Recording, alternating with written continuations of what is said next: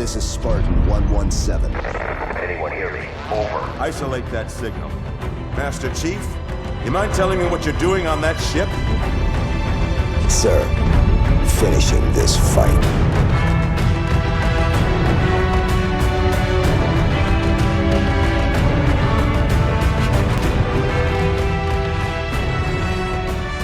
Welcome back, everyone, to Finish the Fight, a Halo podcast. I'm your host, Jesse Reiners. And I'm your host, Alex Kendall. And this is part 2 of our Halo 3 series. Which is really cool to think about that we were able to get 3+ hours out of our first part. And now we have basically everything else that we cover within our game episodes, which are any kind of extras. We also do the cut materials, the multiplayer, the music, along with receptions. So it's going to be a fucking awesome episode. Yeah, we're kind of learning this as we go. As you guys are with us, that, you know, like CE was shorter than 2. Like 2 had more material we put into it. And now we're doubling, almost a bit more than doubling what we're putting into 2.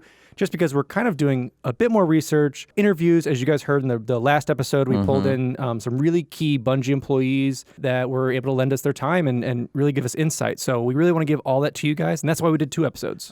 Yeah. So to begin with our updates, we have something really exciting, which is our 3rd PC Reach flight test. And it's going to be player versus player, something that, you know, this is kind of the ultimate test of, I guess, your skills in Halo in general. Well, multiplayer, yeah. Well, I mean, there's always those people that are divided between how, you know, what's your best campaign score versus what's your rank in multiplayer.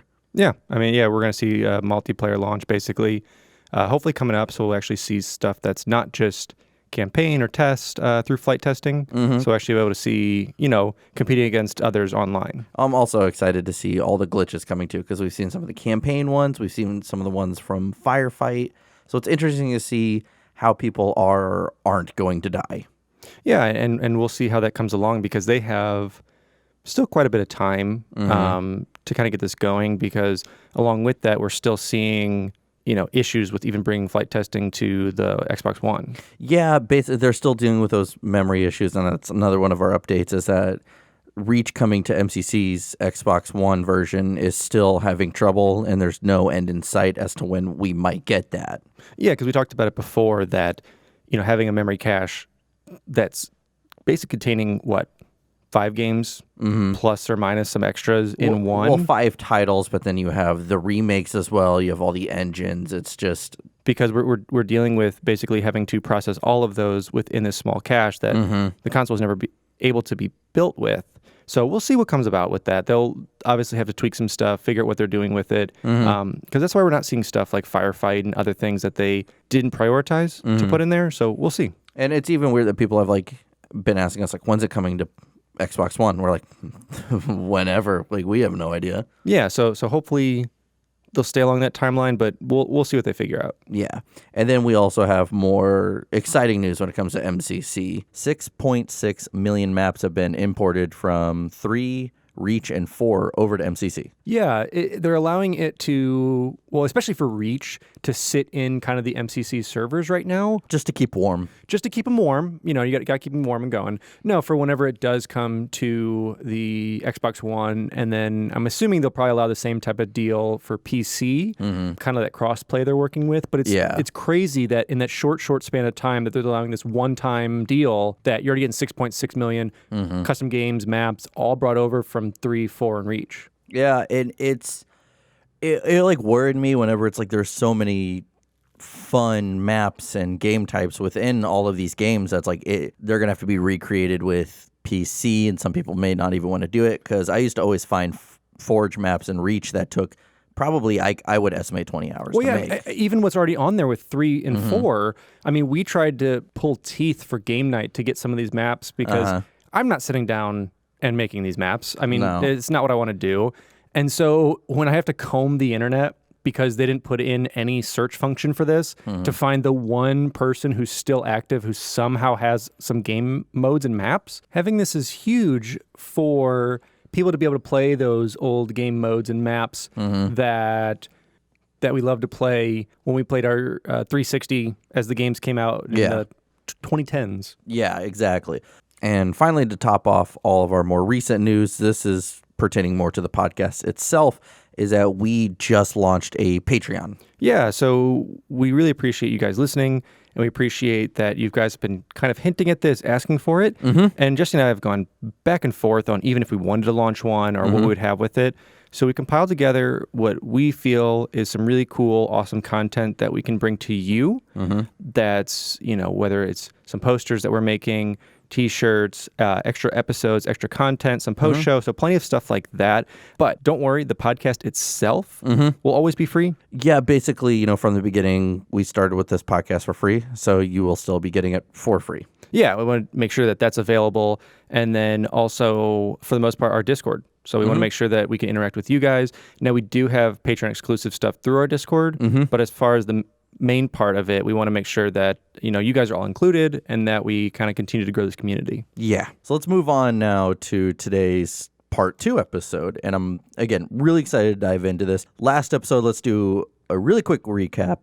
We did the development of Halo 3 along with a campaign walkthrough, along with also covering the marketing as well. Yeah, and just what it took to make the game itself, who was involved. So if you guys haven't checked that episode out, that came out last Friday. Yeah. So for this. So yeah, go check that one out and come back here. Exactly. So pause this. We'll see you in 3.5 hours. Hopefully. So yeah, the first thing I want to cover is, we did kind of a more walkthrough of the skulls, but not so much the terminals. Excuse you, a hashtag detailed walkthrough. But I do want to touch on the terminals really quick, because this is the first time we would see terminals within Halo, and it's become kind of a staple ever since, and I'm very thankful for that. What allowed for lore building without having to expressly make the player see it or do it during the campaign, because that's never what Bungie wanted or did. No. I mean, you have your other materials like the books, comics, a couple different ad campaigns, things like that for it, but never like force fed to you within the canon of the game. Yeah, and it's all, it's optional. And even then, for the terminals, if you do it on Legendary, you're going to get different ones. And even, I think, Terminal 7 is a different difficulty, or a different terminal you get per difficulty. But yeah, so Terminals 1 through 7, they're all hidden terminals that would contain a multitude of conversations and reports during the Forerunner Flood War, most notably conversations between the Didact and the Librarian, and Mendicant Bias and the Gravemind. Even though they never explicitly say the Gravemind, it's like an LF and then some more numbers. Because for the most part, I think other than Legendary, everything is coded. So the Librarian is L, the Didact is D, and Mendicant Bias is MB. It's really cool, though, and at the very, very end, Mendicant Bias says, hey, listen, I'm Mendicant Bias, I screwed up, because the whole story about it is they're doing the Forerunner Flood War, which I think is like, at the time they say it's like a 300-year war, which also, by the way, the first time I ever read these, I was fucking ecstatic to see we never got anything from the Forerunners, because before they were just this mysterious race that we knew nothing about. So we see these conversations between the Didact and the Librarian. The Librarian wants to activate the rings. She's been kind of cataloging all these species, and the Didact's like, no, we have the mantle responsibility. We can fight them off. And something that's kind of I love this line is that the Didact says, there's no such thing as an immovable object. With enough pressure, anything will budge. And the Librarian says, isn't it our time to budge? And then even then, Mendicant Bias, later on, he was a AI that was created to talk to this captured Gravemind, which, just quote-unquote life form. After years and years of conversation, he gives him rampancy, or not rampancy, he gives him the logic plague. So he convinces him to turn on the Forerunners, and he even says, my masters or my creators are an immovable object that we need to now move. Not exact words, but it's really, really cool. And at the very, very end, Mendicant Bias does say to Chief, listen, I betrayed my former masters, now I'm going to betray another one again, referring to the Gravemind. He's like, I'm going to help you get through this arc and get off the arc. So I think it was really cool, because it's almost like you're playing a game of cat and mouse with him, because as you read the messages, at one point, a text scrolls across the screen that says, I see you, Reclaimer. So it's almost terrifying at the same time. And there's messages playing in the background, audio messages that are backward phrases. There's a lot to them. I say look them up and read them. They're awesome. Or don't be a poser like me and go find them in the game. Yeah, you should probably go get yourself some of them MCC achievements. Yeah, one of many. Mm-hmm. It also, we talked about Iris earlier, or in the last episode. This actually played along with Iris, and it kind of gave more insights to what Iris was telling us. Okay. So a lot of this stuff was linked. Yeah, it's pretty fantastic. I love stuff like that, especially, like I said, lore building wise, because there's plenty of games that do it, like Skyrim does it within books, and plenty other aspects of it. And it's really cool to see how each game does their lore building and kind of interactiveness in their own way. Well, Dark Souls has the only lore you get is through weapons and items you find. So again, this was such a treat, even though we will talk about it when we start doing the Forerunner trilogy. The story it tells with that versus what the Forerunner trilogy is telling, it clashes horribly. A lot of things are retconned from it.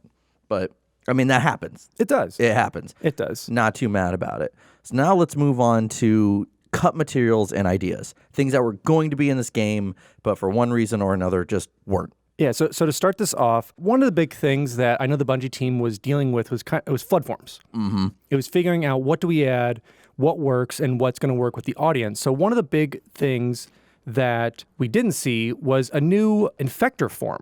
Yeah. And so this form would have walked on 3 legs, and these limbs would regenerate in 10 seconds if you didn't destroy all the limbs to incapacitate them. Yeah, that's how you killed it. You had to take out all limbs. Mm-hmm. So kind of like that's a what? That's a Dead Space kind of move right there? Yeah. So you got your little arc blaster for it. Yeah, so you had that. You had that, the pod infector that would explode like a grenade. Yeah, they because I saw footage of it. It kind of sounded almost like a plasma grenade, or at least that was the placeholder text they had. Or placeholder sound that they had, but yeah, that was the concept. You shoot it, but you get the hell away. Interesting. And then you also had a pure flood form that would act almost as a vehicle, which I love and now I really want. And it would transport up to 6 unarmed combat forms. Yeah, and I think it would also go and pick things up as well as it's crawling. It looked like almost something out of the movie Osmosis Jones. If you saw the concept art for it, it looked like a slimy bus. Oh, I was about to say, with tentacles. It's either that Miyazaki film where it's a cat bus. Yeah. Imagine a slimy cat bus. Delicious. If that cat bus got infected by the flood. Fantastic. There was also a stealth form, correct? Yes. Yeah, the stealth form was a pure form, and it was just similar to the Stalker.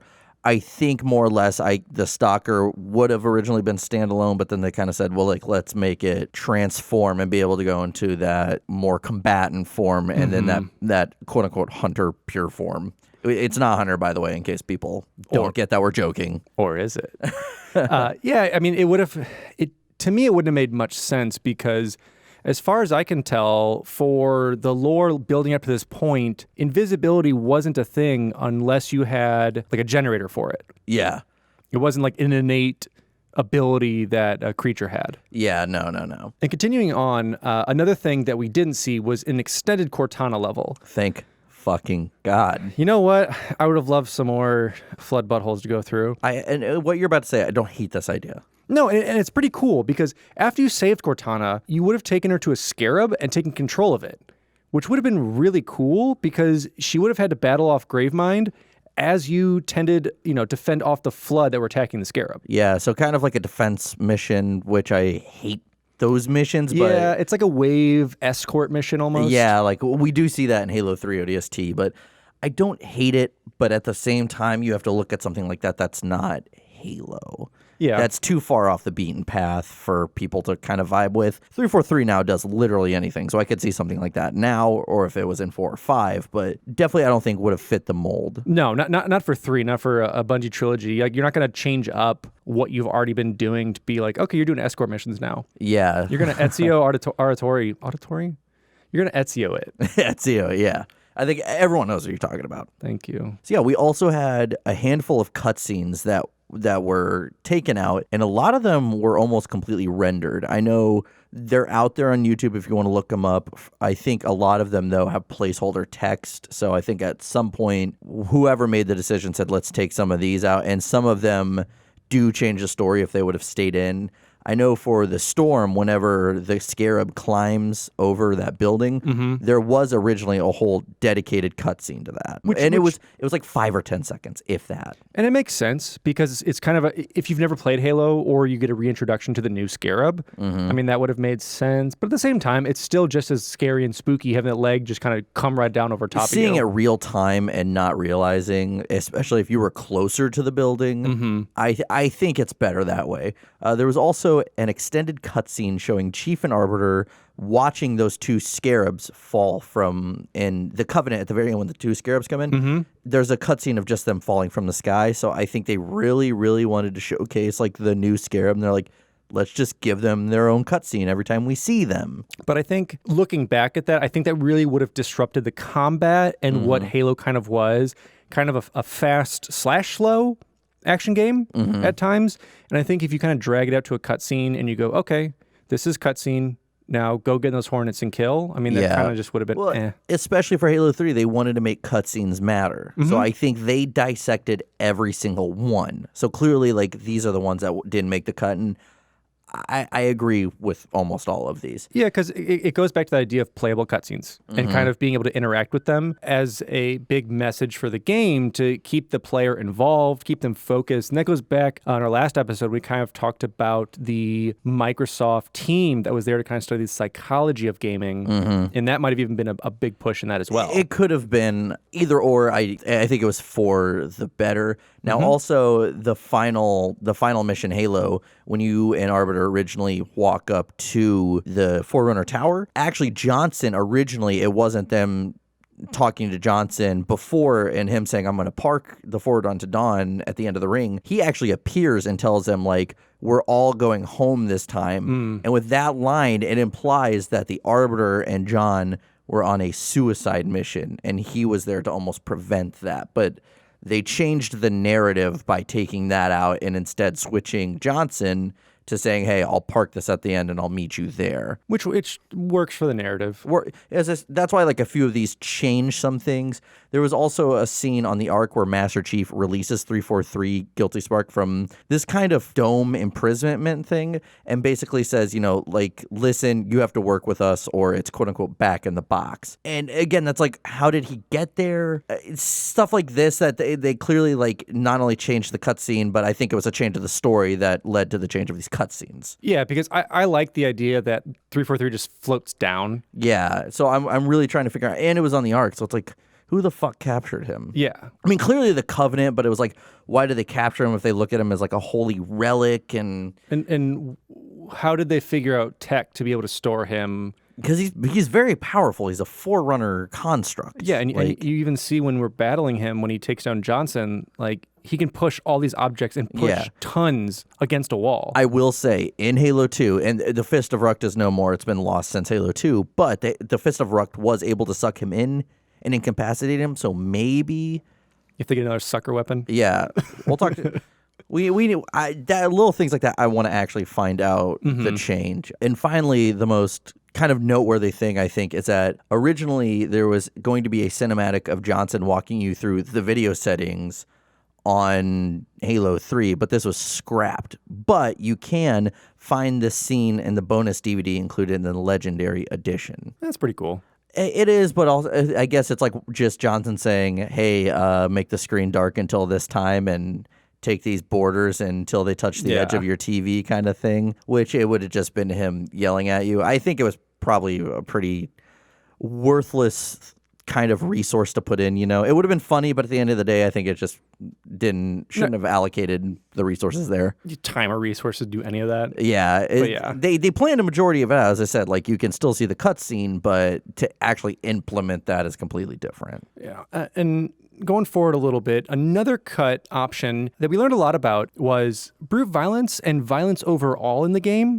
They originally had it being pretty extreme violence that would happen with the Marines and the brutes on both sides of it. Yeah. And it was later stripped out because it didn't feel like Halo. Halo was never a game where you went in to get like bloodthirsty and rip limbs off and things like that. So things that could happen was Marines could have their limbs ripped off. Yep, they could just pull the arms out of the sockets. Yeah, with the brutes. Pull them off entirely, actually. And another thing that we saw in Landfall specifically was ramming Marines into walls and getting that blood splatter. Yeah, because it was like walls or like vehicles, basically just probably crush their body. Anything that was a surface, because it would basically be the same type of tech that you'd see in a chopper, where it's kind of like whatever the smaller object would lose. Yeah, that's kind of the idea. Smashing the Marines with the hammer, which we saw, would be bloodied and gory. Yeah, that was before they changed it to the gravity hammer, where people would just fly away from it with a little blood spatter. I mean, it was like them just being crushed under the weight of this hammer.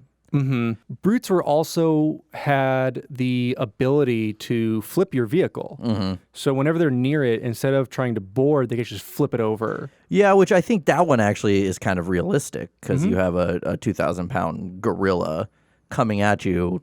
Then yeah, absolutely, they could probably flip that vehicle. Especially in the kind of that brute rage form of just going right at it. The other thing that I thought was very interesting was that brutes would have also lost their limbs battling elites. Yeah, if the elite pulled out a sword, would have just chopped them the fuck up. And it's interesting because the tech was already there with kind of the flood, so you already knew that limbs and other stuff could pop off and deal with that. But once again, it didn't fit that feel of Halo as being a space shooter that was interesting and fun, but not gory.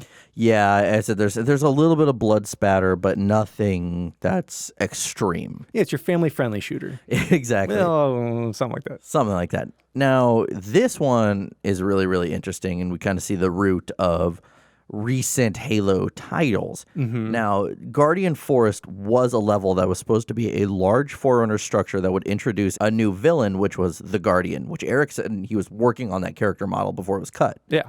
So that was really interesting to hear. It was a large Forerunner machine with an eye-mounted laser. The player would be able to use the laser as a weapon. Designs for this level were eventually used for the multiplayer map Guardian, which we'll get into a little bit later when we start talking more about the maps. Yeah, but it was at first I was kind of, when I read that and I did some research, I was like, I don't know if I like the idea of the player using that eye, but then I was like, we already use the Sentinel beams. I think this would have been kind of a cool level. Yeah, I mean, from what you see in Guardian and from what you see in a lot of the sketches and some of the level work that they had, it was a very neat level that was different than most of the stuff you've already played. It still kind of had that jungly vibe going with it, but in a whole different aspect. Yeah, so I mean, and of course, like when you get killed within certain multiplayer maps, you are killed by the Guardian. So this is something that's already kind of been within the Bungie 343 mythos for a minute. How they implemented it sucked, though, but we'll cover that eventually. And I still like, if you didn't know kind of how they implemented it and just kept it here, it's just one of those cool characters that's just a different way to say, oh, you died by the level. Yeah, because you can even, on your stats, you can say how many Guardian deaths did you suffer from. So really, really cool to see, and who knows, maybe we'll get a proper Guardian in Infinite, but that's for another episode entirely. We'll see. So yeah, another thing that was cut was the medical troop Warthog. This Warthog could be found in the files of the Halo 3 beta. I think that wouldn't have been more drivable. This is me just theorizing, but more so you just kind of see in the background kind of thing. Yeah, more of like either Marines probably drove it around, like if you had medics with you. Yeah. Because, I mean, what would truly make that different, or I guess a different experience than just the troop hog? You can give the enemies morphine. Oh. And just have them chill out. Interesting. So yeah, there was also a killed vehicle medal, which was earned on multiplayer by destroying an enemy vehicle. We never got that. We also had body bags that were supposed to be around, but I think a little too morbid. And probably a resource hog, if that, especially just having, at the time, objects and materials that weren't used for anything, but were just there for aesthetics.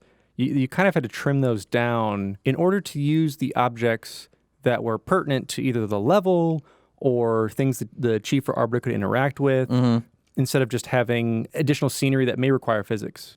Well, you got to think, one of the selling points for Halo 3 was being able to interact with a lot of the things around you and have them move, like plants. So I can only imagine how well it would go over if you were able to just melee one of the body bags and they just start rolling away.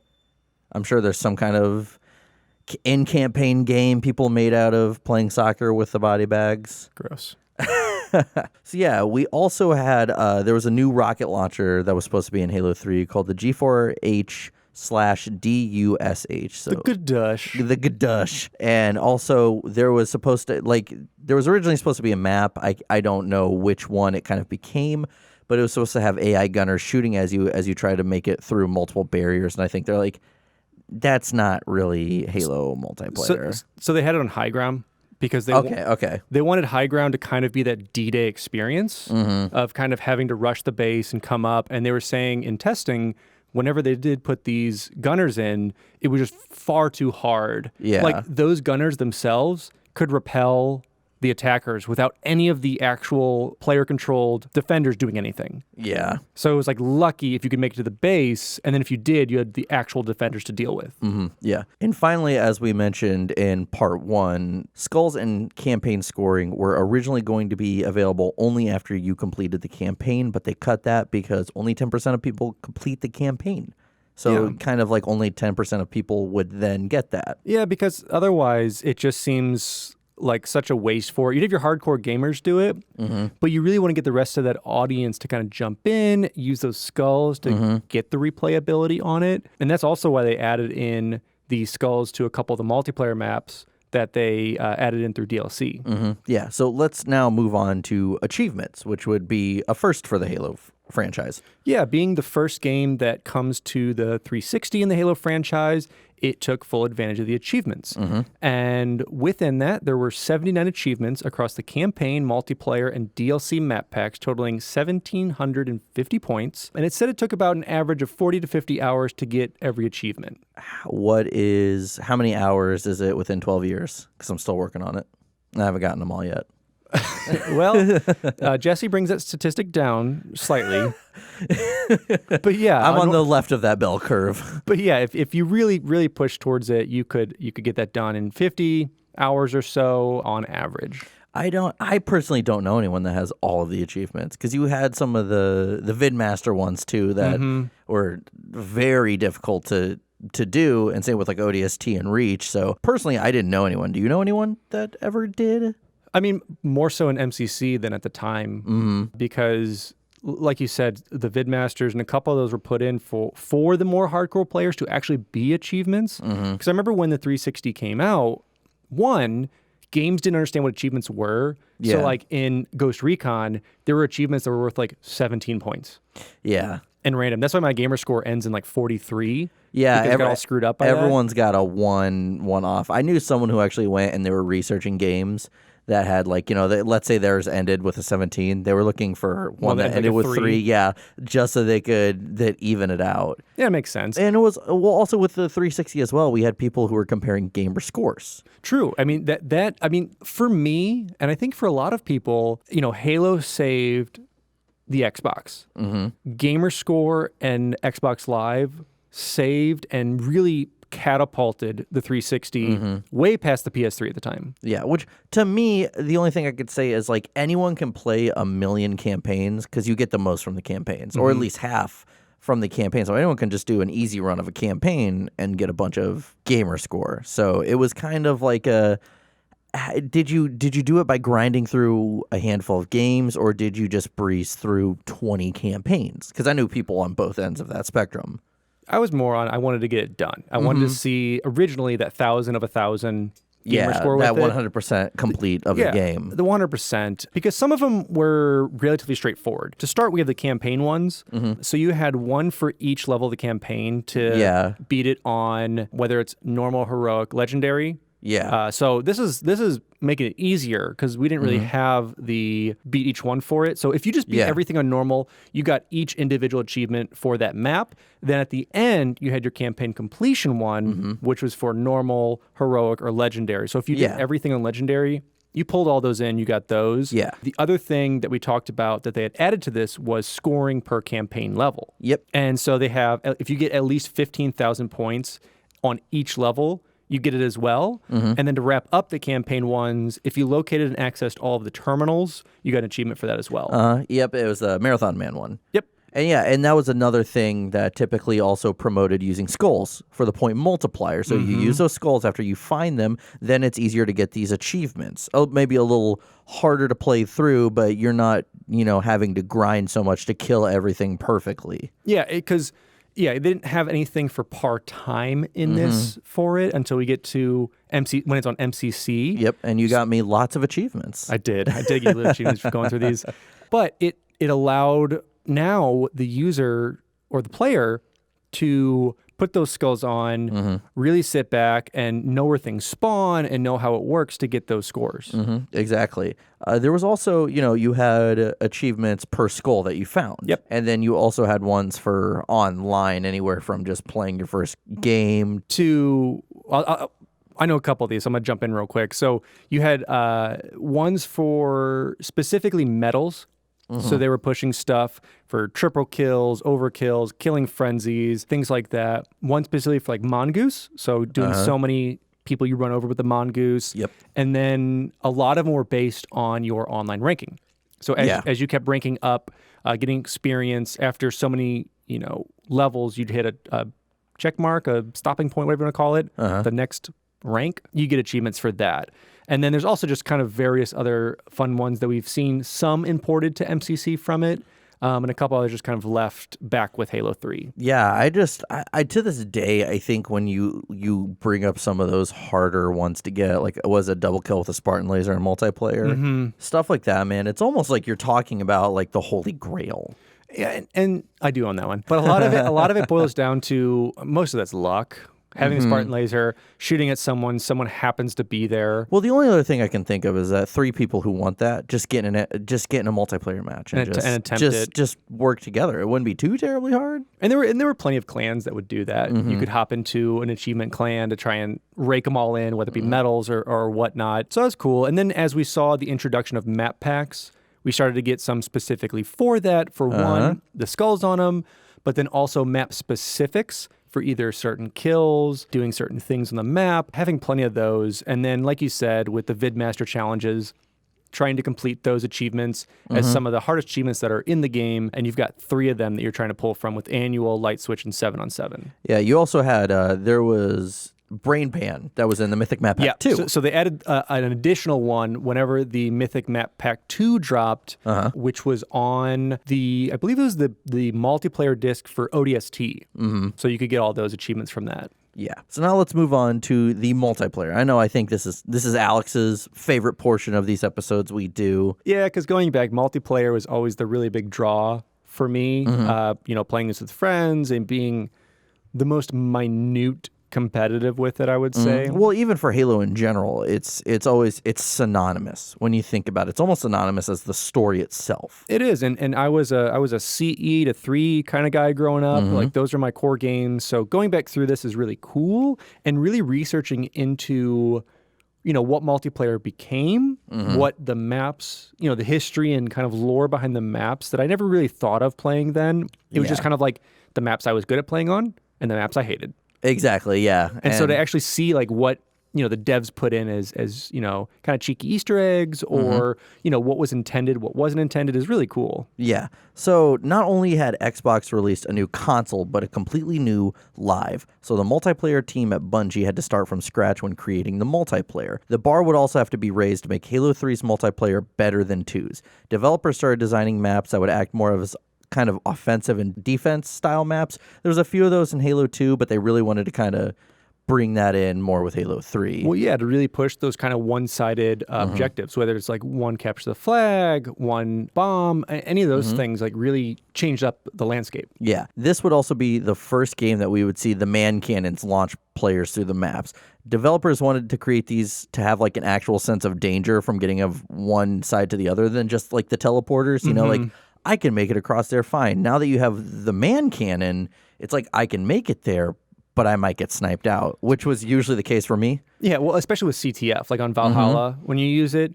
Like before, if you were on Blood Gulch, you could just zap in, go to your little corner wherever the teleporter took you, and you're pretty much almost halfway across the map. With the man cannon, it kind of gets you there as well, but like you said, you can be shot at, the enemy team can trace you, and know that you're flying through the air so they can kind of go where you're going to land and know to be ready. Yeah, so expect to always get sniped or Spartan lasered out of the air. And, something we actually didn't talk about is they brought, in part 1, they brought the assault rifle back. Part of that is because they talked about it's, they said it was like, if you look at Master Chief's silhouette, you think of him holding the assault rifle. It's true.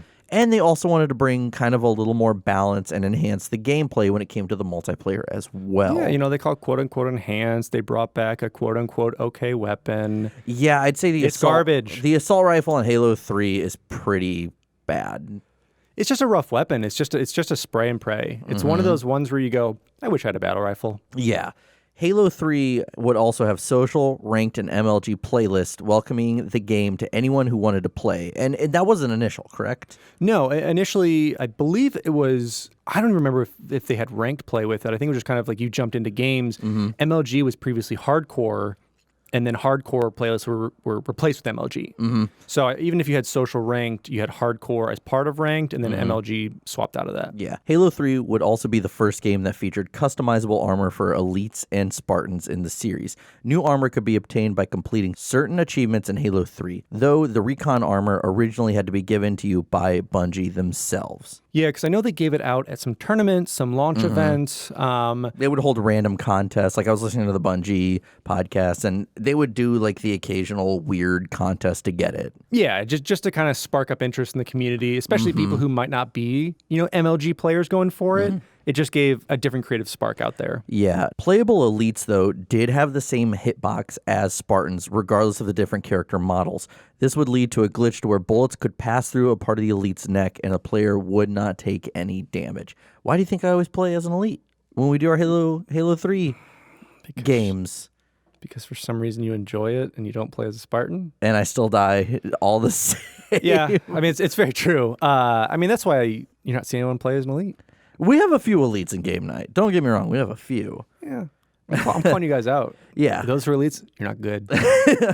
Now, the Halo 3 netcode would also come under some scrutiny, like this kind of glitch with the hitbox. In Halo 2, the multiplayer would use a hit scan to land bullets on enemies. But Halo 3 was moved back to projectile bullets like in Combat Evolved. The Halo 3 netcode would prioritize grenades and equipment over bullets, so if these were being used in a match, things wouldn't go according to plan. Well, yeah, the difference between, a hit scan and projectile in how I see it is, a hit scan is kind of like you click and point. Like if you have a reticle on them and you pull the trigger, they can't move in time. It's just instantaneous. It's a snap. It's like putting two magnets together. That's Yeah. how I always imagined it. Yeah, because there's plenty of hit scan characters that you see now, like in Overwatch and things like that, where it's click and point, kind of like Soldier and other characters like that. And don't quote me, but I think Reach had a hit scan too, because I heavily relied on that hit scan. And we'll see. But yeah, the projectile, that's more something along the lines of like it has to get to the character within that sense of time, whether it is, pull the trigger of a rifle or anything along those lines, like a sniper rifle. Typically, everything else was projectile based, like rockets and things that were of slower movement. Yeah. Like you said, the other thing that really affected it was having equipment over bullets. So let's say I'm shooting at you, you start to throw a bubble shield out. During that bubble shield animation, that bubble shield is already protecting you from those bullets, even though you don't have it deployed because they already have the code written that it is around you as it goes up. Yeah. The netcode itself pissed off a lot of people. I'm not a hardcore enough guy for multiplayer to be able to tell you how much different it is than 2 to 3. I could definitely tell some differences between that and Reach for sure. But, at the end of the day, like if you go on any forum and, ask about the Halo 3 netcode, I was going through plenty of them. It was just people shitting on it left and right. And a lot of these people don't know what it is. But, I digress. Well, how about a more positive note? Some cool things that they implemented, like the game would feature 32 colors for you to be able to choose from. So I think that was really cool. And the more we get into Halo, the more and more it becomes customizable. And this was definitely the first game that everyone lost their mind over. So there was only a few that you couldn't do. There was a unique green for the Flood game mode, and also black was only available in Forge and custom games. A little lame, but whatever. But still, it's fine. Another thing that they restricted but gave you was in this, you could have a 3-character call sign above your head, identifying them instead of a gamer tag.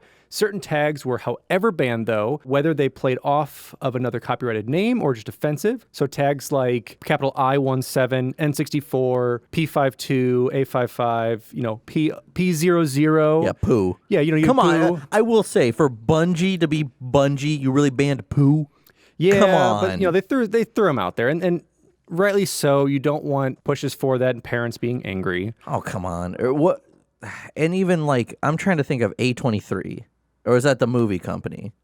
There's also T17. Basically anything, but basically anything ending in 00 was blocked. And if you tried to use it, they would say the UNSC is already using it. But really, Bungie made temporary profiles and just put all of those on there. Really smart decision. Instead of doing like breaking the immersion, going cannot be used, profanity, or like something like that. It's like they just found them all, and there's like UNSC is using these. And that's pretty smart. I like that. The UNSC is using the service tag poo, and the service tag T17. Yeah, good old T17 and P00. So moving on a bit, I know a couple people requested this. A lot of people requested this. And we're going to dig in the best we can. So feel free to throw those comments on how bad we do at this. But we're going to touch on MLG. Yep, let's do it. So specifically on Major League Gaming. So it'll be esports overall, but we're going to touch on what MLG did for Halo and for the community. And so Major League Gaming, MLG, was founded in 2002, actually at Sundance. And so, interesting. Yeah, and so it slowly came together, and the first tournament that they ever held was a Halo Combat Evolved tournament in New York in 2004. With that start in 2004, MLG pretty much ran exclusively with Halo and kind of setting up their tournaments up until 2012. And they finished their final full Halo season of MLG tournaments in 2011. It's disappointing because I remember even just like not knowing much about multiplayer, like hardcore multiplayer, that people would talk about MLG. Yeah, and the esport of it still continued on. It's just the network of itself has kind of petered out from banner. Yeah. And so I'll give you guys a little bit of history from, I guess, up until this point of Halo 3. Yeah. So Halo Combat Evolved and Halo 2, you did see a bit of a scene. And from research, apparently it was dominated and still continues to be up until what we're talking about, was Ogre 2 and Ogre 1, who was Tom and Dan Ryan, who are twin brothers. Yeah, twins, yep. And so they're arguably two of the best players, especially Ogre 2, of all time, especially at the time. Like, they didn't really lose. Like, if they did, they came in second or third in a tournament. Yeah. And along with Walshy, who's David Walsh, and Saiyan, they started up Shoot to Kill, SDK, and went on with that for a while. And these were pretty much the top of the time because Walshy, he himself won the most tournaments in a row with 9, and also was one of the first players to receive a personal sponsorship from Red Bull. That's crazy. Which is crazy at the time. I mean, starting that out.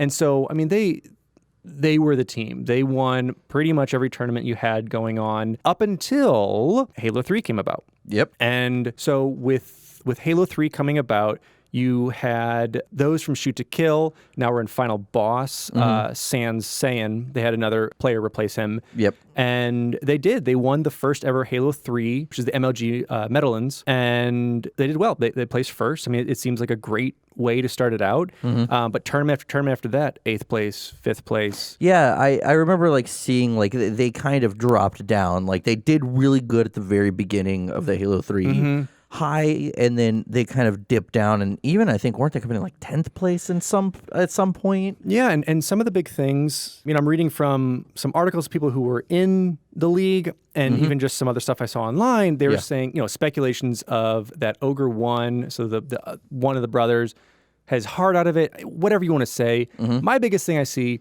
you have guys getting older, and you have a talent pool that's increasing. Yeah. You have esports slowly start to be taken serious, at least within the esports realm. And players who grew up playing Halo, these kids who grew up playing it when they were young and now are entering when they are in their teens and in their early 20s are going against these guys.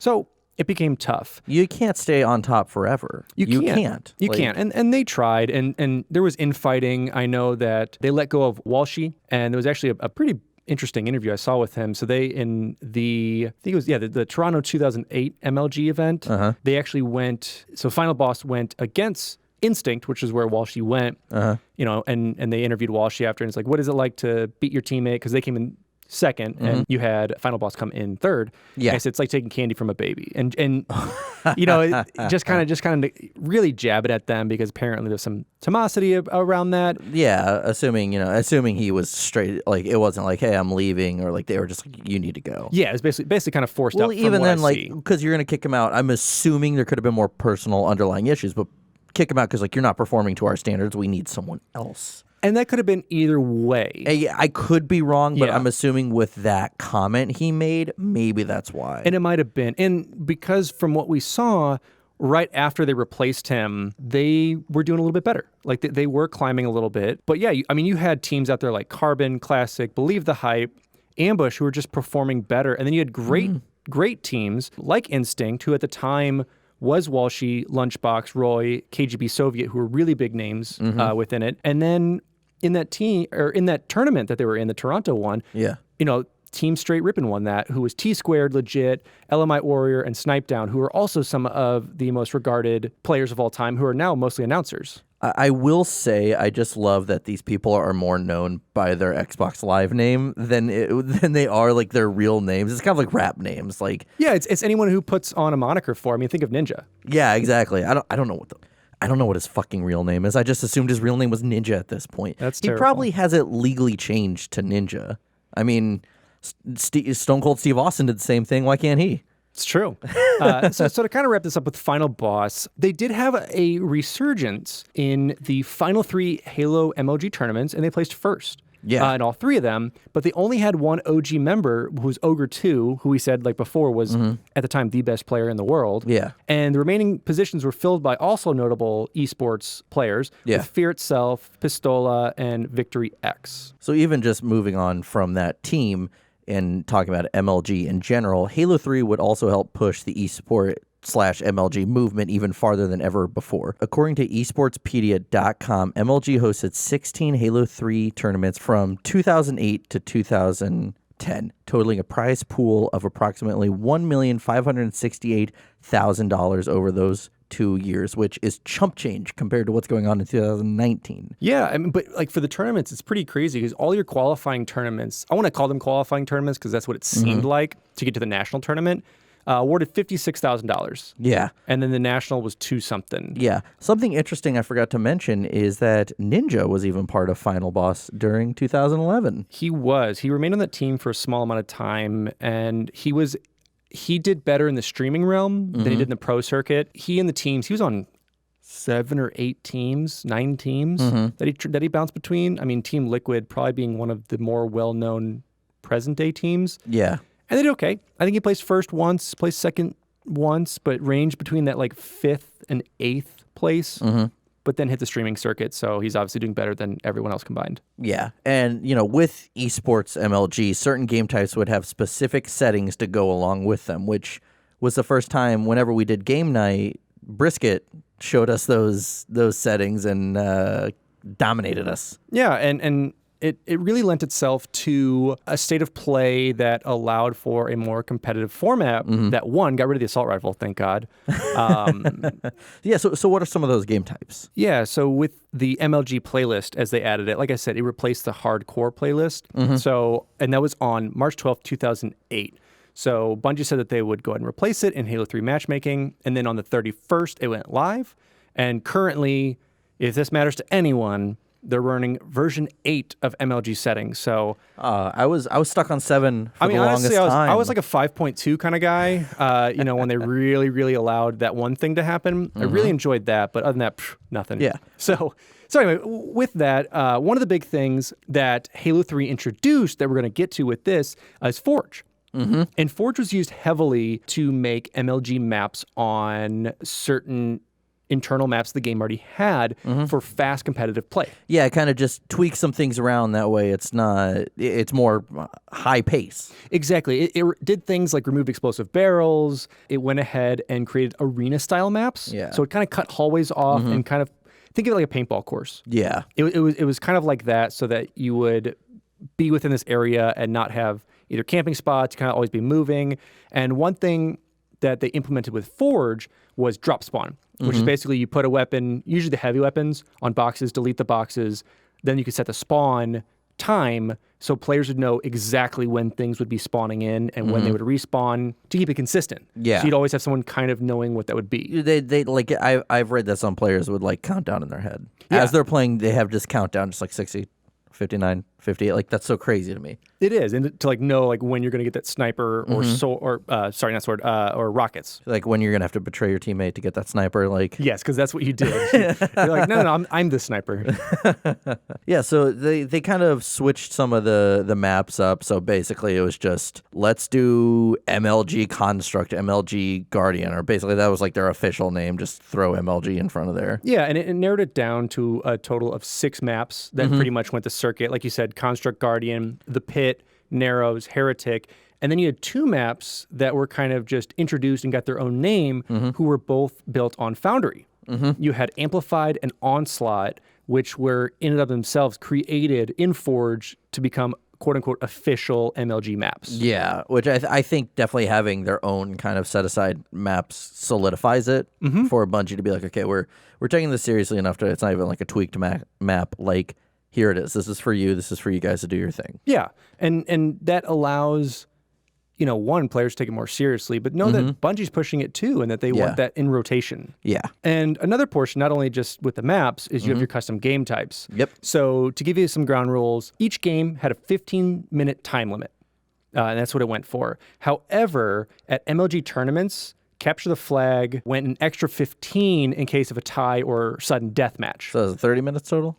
It could go up to it seemed like, okay. if it was a tie, like if it was 1 flag to 1 flag or whatever, it would continue on, I assume, probably to a sudden death thing, like next flag wins within that 15-minute time frame. Yeah. So to start this off, you had MLG Team Slayer, which played on Amplified, Construct, Narrows, Heretic, and The Pit, and all Team Slayer games went to 50 kills. You had MLG Team Oddball, which is only on Guardian, and that had a maximum score of 250 points. Team King, which is only on Construct, maximum score of 250, and then MLG Multi-Flag, which is on Heretic, Narrows, Onslaught, and The Pit.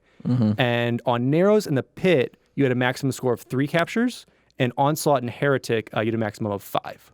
Well, shit. There's a lot of stuff I didn't know. Yeah, so it was settings pretty much built that the community helped build to kind of balance and counteract to make it, I guess, the most pro settings possible. So like if you're obviously fast capturing flags, 5 would be a better number than just 3 with a fast-paced game. So it's kind of interesting how those settings came about. Yeah. Well, also we had just kind of like actual settings within how everything played. Like you started with a battle rifle and 2 frag grenades, and you moved at 110% speed, and you inflicted 110% damage, and your shield recharged with a rate of 90%, and the motion trackers were completely disabled. So yeah, so it's those little tweaks over time that people are like, you need to move a little bit more, do a little bit more damage, but the shield recharge rate, you can't rely on that. Even though it's 10%, it does make a huge difference in all those fields. Well, you got to think even with Halo 3 being like, a slower kind of game, because people say, compared to Call of Duty, when you shoot someone, you're not killing them. You're just letting them know where you are. So typically, you have to move fast and act fast. So if you're getting shot at with these kind of increased speeds, you're allowed to act quicker and potentially turn the tide of that little fight. But even weaponry was very specific for MLG. You had the battle rifle, frag grenades, plasma pistol, the Covenant carbine, the Mauler, the sniper rifle, and the rocket launcher. We didn't have the assault rifle, everyone's favorite, and we didn't have things like the Spartan laser. Yeah, it left it, I guess, to more skill-based shooting. Yeah. If you want to call the rocket skill-based. We should have had that Sentinel beam reintroduced. Not until 2A we jumped that in. Yeah. Yeah, so it limited it down so you can get to know the weapons really well. And like I said, the 2 main spawns, you have the sniper rifle and your rockets as your heavies. Everything else was just kind of based on if you want to run that noob combo or, what you want to do with it. Yeah. So now, we kind of talked about MLGs. Let's talk about standard multiplayer. Let's talk about the game types and the maps. Let's jump into what probably 99.3% of people played that wasn't MLG. Yeah. So we'll give a breakdown. We've given a breakdown for each game we've done so far, just to give you guys an idea on what the modes are. There's plenty of variants. We're just going to give the very basic ones to go off of and go from there. Yeah. So to start, you had your classic Slayer. You had deathmatch, team deathmatch with different variations. You could do swords, rockets, snipers only. You had things like SWAT that eventually came out that was kind of on those MLG style tactics, no shields, pretty much go for headshots type thing, which is fun. It was your classic mode. I would say so. You also had oddball, just keep away. Yep. So whoever got it got a skull. There was, once again, so you have free-for-all, team-based, with plenty of variants that go about in it that, make it what it is. Yeah. Yeah, and there was also King of the Hill, kind of a staple within Halo. We also had Capture the Flag. And was this a first for Assault? That was kind of like a Griff ball, but was this a first for Assault? I can't remember if it was in Halo 2 or not. I believe so. I don't think we had Assault until now. Yeah, and I think it was definitely perfected within Reach, but we'll go into that. There was also Territories, which is kind of that playoff of Capture the Flag. There was Capture the Flag Territories as well. A few different versions. King of the Hill meets Capture the Flag-ish, where you have to capture the territories, maintain them. It's very similar to Battlefield. Yeah. Where you have to capture your different points and hold them and lose tickets or gain tickets. Yeah. You also had Juggernaut, which is a fun as hell one. I love Juggernaut. Yeah, Juggernaut was great because Juggernaut allowed, basically, if you've never played it, think of it as if someone would actually become a Spartan and everyone else was kind of like Marines or ODST or grunts. Unless you're doing like 13 verse 1 Juggernaut like we did on a game night, then it's different. Then you just die immediately. Yeah. And it's a very small map, too. Oh, yeah. And what I believe was one of the big asks that a lot of people wanted that was added in was Infection. Yeah. And that was in immediately, and they would only add it during certain times. I think it was first introduced Halloween of 2008. Yeah, because it was or 7, maybe even 2007. It was a custom game mode that people played. Originally in Halo 2. Yes, and people kind of perfected their own style of it. Bungie eventually embraced it and figure out the tweaks of what they had to do. Yeah. Because originally, wasn't if you were killed, you just switch teams? Yeah, because in Halo 2, you could do that. So when you were killed, you would just have to then switch the team, and it was like an honor system. Basically. Yeah, and then you would become a zombie, basically. And so when they actually added in, the commands to, if you die by this, you then become this, which is really cool. And like you said, they added in for special events, and then it kind of became a staple after that. Yeah. So there was also VIP. You had VIP. And then, most importantly, Griffball.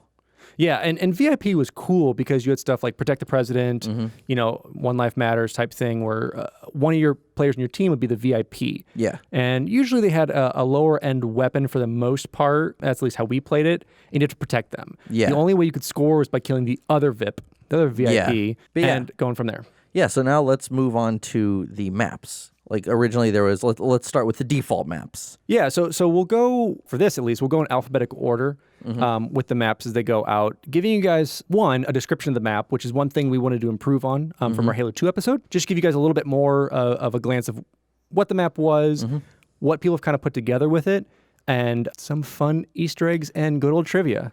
Yeah, so the first map is Construct. Software simulations are held in contempt by the veteran instructors who run these training facilities.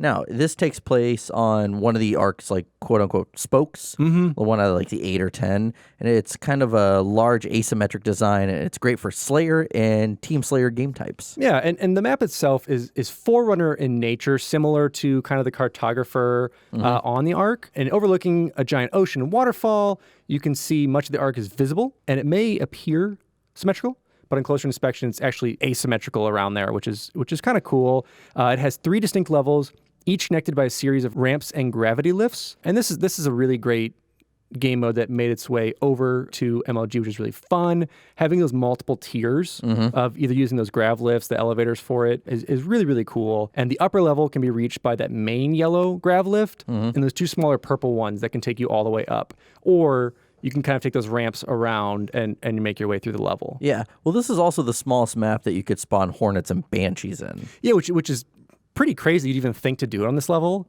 But I guess since you have so much open air when you're not close to the structure, it makes sense. Yeah, because, if you can fill up what's going on the outside versus the inside, then why not? Yeah, and for most of these maps where you can spawn on these air vehicles that aren't naturally there, you're going to break the map. Yeah. There's plenty of people who do it, and it's actually really cool seeing that. And then also one thing I'll add in that I didn't put per level, but one of the big glitches you could do is a forged turret glitch, which kind of allowed you to melt through floors, walls, because it kind of you would jump into it, it would go through it, and you'd get through. Hell yeah. Yeah. Let's melt some walls. Exactly. And Construct, along with, I believe, 2 or 3 other levels, were originally referenced in the Halo 3 beta code. And people found that out, like looking through it and, scoured the data. And it was eventually later confirmed in a leaked photo of, what the map was going to be. Yeah. Well, also in this level, if you jump over the hole leading to the lower floor, you can see a marathon symbol if you look down at the glass floor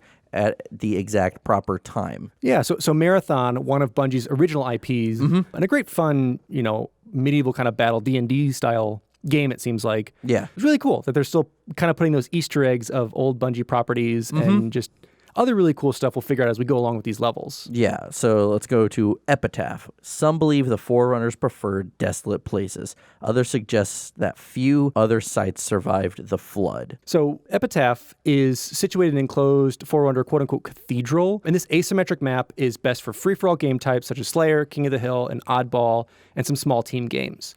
One thing that Bungie likes to do, and we've talked about a little bit before, is include sevens. Yep, because there's 7 pathways leading from the tower. Yeah, and so, we're thinking that with those 7 pathways, reference to 7, pretty much anything in this game that has 7, just assume it's an Easter egg reference. Yeah, it was, maybe there's like 1 or 2 things that 7 worked out, but it's like, let's make 7. Exactly. And so Epitaph was used as the AI storage facility in Red vs. Blue in their freelancer headquarters. So just a little tidbit with some Red vs. Blue fans out there.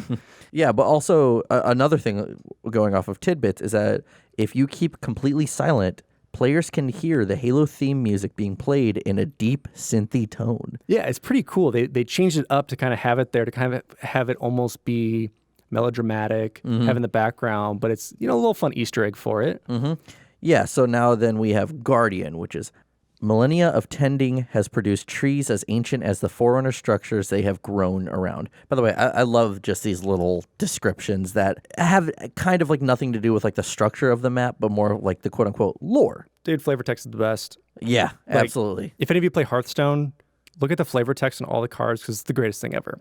But going back to here. So Guardians is reminiscent of, the Halo 2 maps Lockout and Ascension. It's a medium-sized map comprised of catwalks and small rooms. It's perfect for Team Slayer type stuff. And it's interesting if you play King of the Hill to kind of see where you can cycle that through. Yeah, and this would kind of spawn from the Guardian campaign mission that was cut originally. Exactly, because when we talked with Eric Arroyo about it, he was, I remember this, he was super saddened that this was like one of the big projects that was pulled. Yeah, because he was working on it specifically, and as I had said, he was working on that the Guardian itself. So this was kind of then repurposed, which by all means we got something, which is better than nothing. Yeah, because Guardians, like we said, would have been a really cool campaign mission set in a jungle, which is super neat, very reminiscent to some Halo CE stuff with the flood. But like we said, at least we got a multiplayer map out of it. Something's better than nothing. Yeah. So we also have High Ground.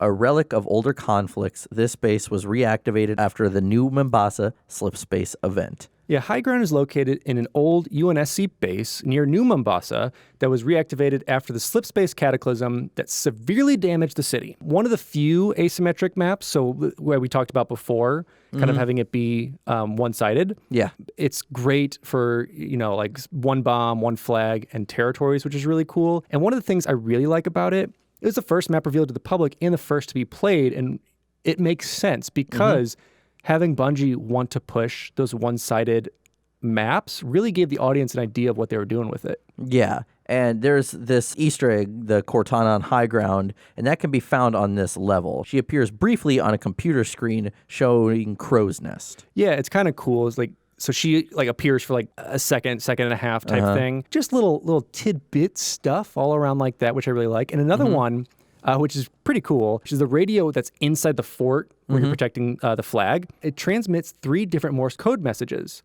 And when they're translated, they're Frog Blast the Vent Core. Of course. Sababwal, or SABABWL. Is that an acronym for something? Sure, for Alex, something. But Alex, beer wins losses. That's what it stands for. Yeah. And don't make us kick your ass. It's a classic Bungie saying. As apparently. Sure. Let's go with it. Let's go with that. Let's just go with what we found. It's just cool. Yeah, and the radio inside the fort where the flag spawns also transmits a musical piece from Halo Combat Evolved entitled Under the Cover of Night. I love when they include these audio cue things. We'll see it in a lot of these multiplayer maps. And we've seen it in previous ones within CE and 2. Yeah.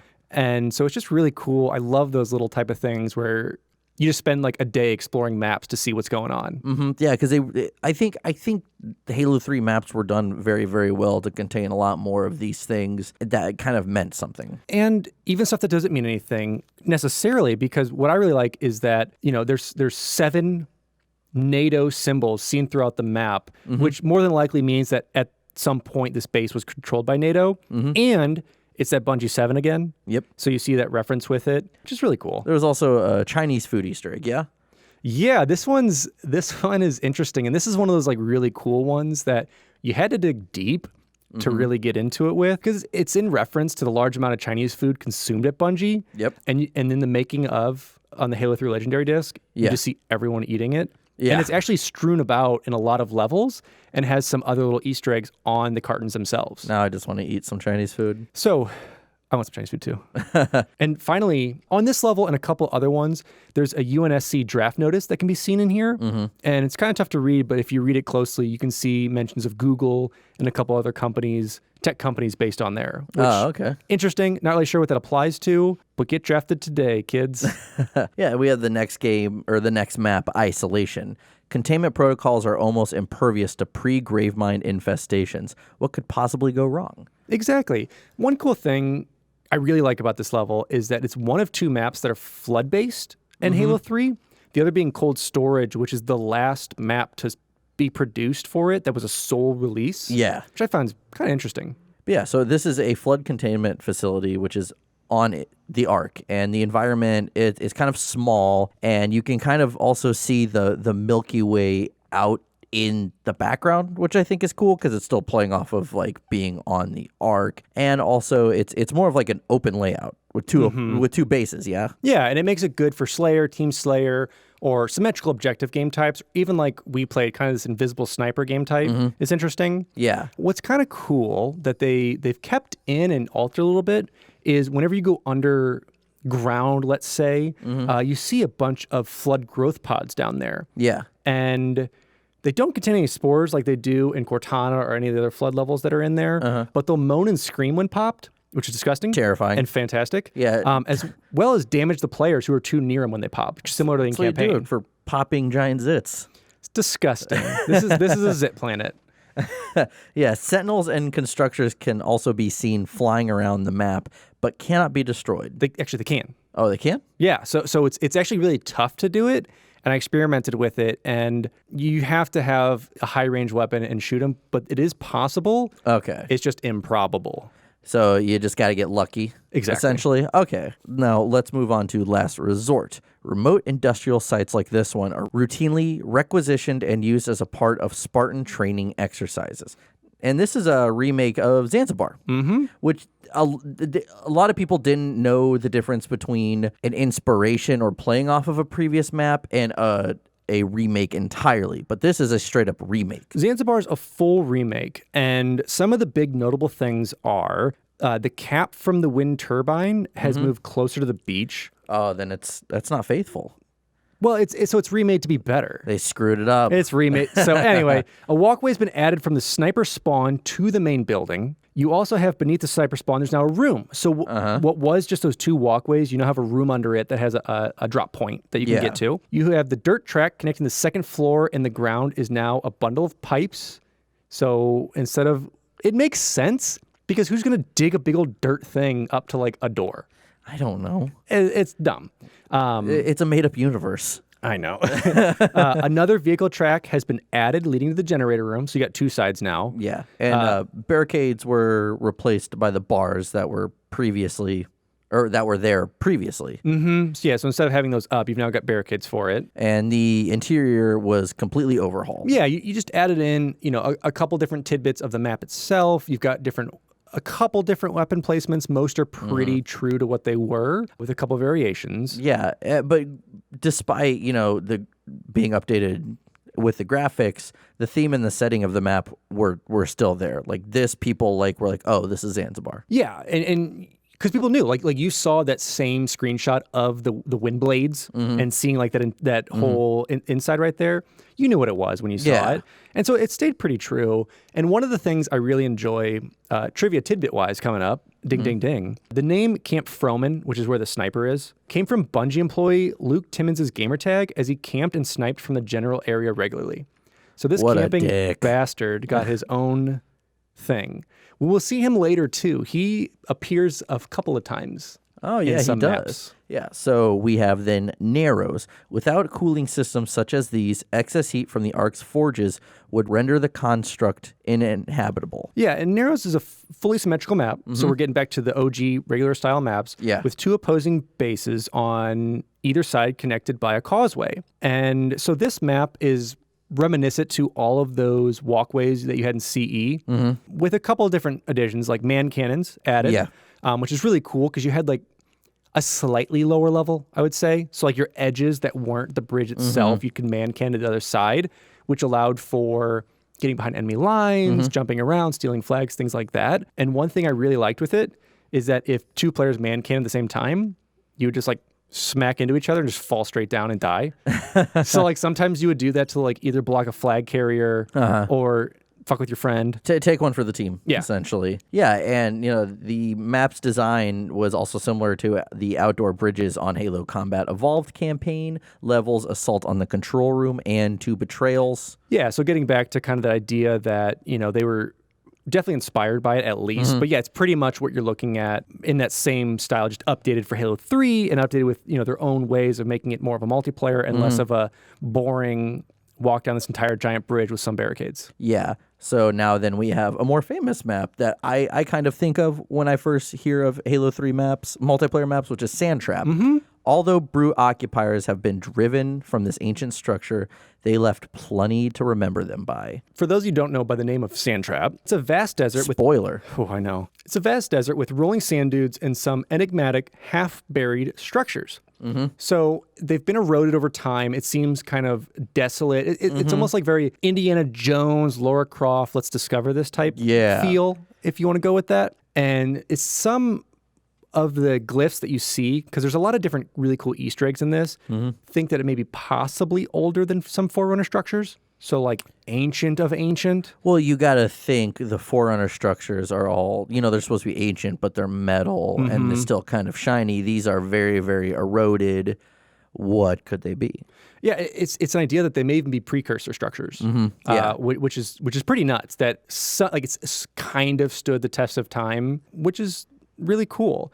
And so the origins are unknown, and they're bearing similar to the temples, quote unquote, on Installation 5. Yeah, and it's also one of the only, or Sand Trap is the only Halo 3 multiplayer map to have the elephants. Yeah, and we talked about this a little bit in campaign. Like, they were put into the game but never used. And I think it was more so a precursor to, what are those vehicles in Halo 4? Mammoth. So they're precursors to Mammoths, basically. It's like the stripped down little cousin of it. The baby cousin, because the Mammoth is fucking huge. It has a Mac cannon mounted on it. This is just kind of like a mini mobile base, like if you need to carry one or two vehicles and not get them fucked up. Yeah, mini mobile, something like that. Yeah, there was an Easter egg that was never intended to be discovered by players, and these were the Da Vinci Code, like Easter eggs, almost literal eggs. Yeah, and it was actually, no one knew what they were for a long, long time.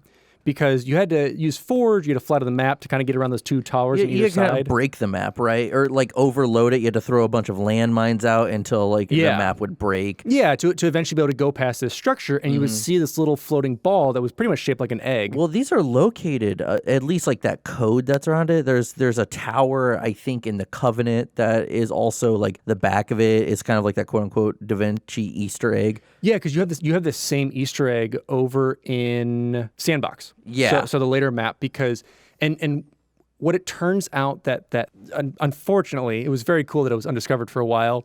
What it is it is a coding node that tells the brute landmines. So if you try and leave the map, explosions happen all around you and you die, kind of like killed by the Guardians type thing. But cool. That node tells the explosions where to go.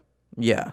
which is kind of cool because I refuse to believe that. It's just a mystery to me. Yeah, Jesse thinks it's a mystery. I watched the video. If you hack the game and you increase whatever setting it is to show the laser, there's actually a laser point that goes from the point of your origin back to that egg. Yeah, it comes straight from there. Yeah, and showing it. So it's pretty cool. It's a fun little Easter egg. It literally is an egg that's been solved, but still super fun. Yeah, it's one of the few literal Easter eggs out there. Yeah, and what's kind of cool, and this is another tidbit from the Bungie archives, is that the architecture of that structure on both Sandtrap and Sandbox strike a very, very similar resemblance to the architectural design of Lowon in Marathon. Now they're just being lazy. Yeah, they just they copied and pasted from a 20-year-old game.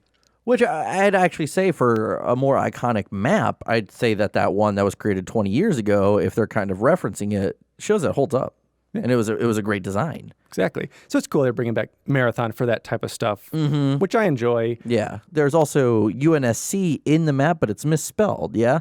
Yeah, there's in the center hall where boxes are stacked. It should obviously say UNSC. It says USNC. So they hired me as a copywriter, yeah, apparently, they or to do the textures. I know it starts with a U, ends with a C, put some other letters in there. We're just going to wing it in between. So now let's move on to Snowbound. Hostile conditions did not prevent the Covenant from seeking salvage on this buried Forerunner construct. So Snowbound, a.k.a. Hoth, is a medium-sized, semi-symmetrical map set in the snowy Forerunner area with two large Covenant bases at either end. So there's bases, they're known as high and low base when you're describing them. They're connected with this underground tunnel work, so you can kind of go through this shielded area in your base to pop out in kind of a center no man's zone, man's land, and make your way around, which is pretty cool. And so much of the fighting takes place in and around the shield doors found inside the bases. So each door had their own Covenant shield that couldn't be penetrated. Yeah, but then Bungie would kind of change that up because of August 22nd, 2008, in their weekly update, Bungie announced the release of Boundless, which is a version of Snowbound that lacks the shield doors and has a slightly different weapon layout. And it's crazy to think little things like that can just change how a map is used entirely. It is, because one thing I do remember with it is they pulled the Spartan laser and actually put the beam rifle in. So changing up the weapon layouts and also changing the weapons created a whole different style of game, which is really cool that Bungie, either listened to the crowd or was playing it themselves and kind of was like, let's change this up a little bit. Let's make this map slightly different, add in our own type of things that we have and make it our own, which is really cool. Yeah, and if you were missing the Marathon symbol, then it's back because in the sky there's a planet that has the Marathon symbol on it. And which is pretty cool. And one thing that this map, along with a few others, were originally supposed to have was shade turrets and deployable lookout towers. And they were removed from the release version, though tags for these forge items still exist within the map's base coding, and that's kind of how a lot of people figured that out, was that they would have been in Forge. They could have been used to be deployed somewhere, probably for balance sake or, whatever number of reasons. Unfortunately, they were never put into the game. Yeah, but I mean, it's probably for the best. It's not like a bunch of idiots making these. Like, clearly there's hours and hours and hundreds of hours put into these maps for these balancing. Oh, 100%. I mean, it would have been cool for Forge-wise if it still had been a Forge item. Yeah. To be able to put in if you want to create your own style of map that has crazy turrets or, whatever with it. Yeah, I mean, it's bizarre that in Halo 3 only certain items were available in certain maps. But there was a reason, I'm assuming. There was. And we'll get to that with the DLC maps specifically. A lot of them had their own packs of objects just for that map. Yeah. So now let's move on to the pit. Software simulations are held in contempt by veteran instructors who run these training facilities. Now, this one's set in a large hangar, kind of like a UNSC training facility or Facility B. And it's a small training ground for UNSC forces located somewhere in Africa on Earth. Let's just say Voi or New Mombasa. Pretty much. Well, why not? And you have this tarmac area, which contains 7 pelicans. There you go. And several warthogs that can be seen in the fence outside. Yeah. Which, spoiler alert, through Forge and through some glitches, you actually get through that fence and get to those warthogs, and you can actually bring them into the map through some clever trickeries. Some kind of map breaking that we know little to nothing about. If you go to General Kid if you want to see any of that, because that's all that guy does. Yeah, and so the pit is multi-leveled, giving players many avenues and routes via ramps, walkways, all this stuff to hide and attack people with. And so while each side is identical, there's several power weapons and power-ups that do exist in the central area. So to try and get there and get your goods, get a sniper rifle, get your goods. Yeah, and just like Snowbound, we would see a new version of this map called Pit Stop, and that would be released to play online September 23rd, 2008. Yeah, and one thing is pretty interesting about the pit, what I like about a lot of these is, from what I could find for each map, their code names, they're either great internal funny Bungie jokes or pretty clever things from either movies or pop culture.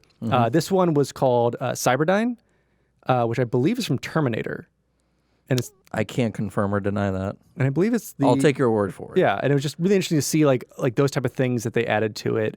And I think one of my other things I really enjoy, this happens on 2 other maps, is you had someone record voice lines to go through public address systems.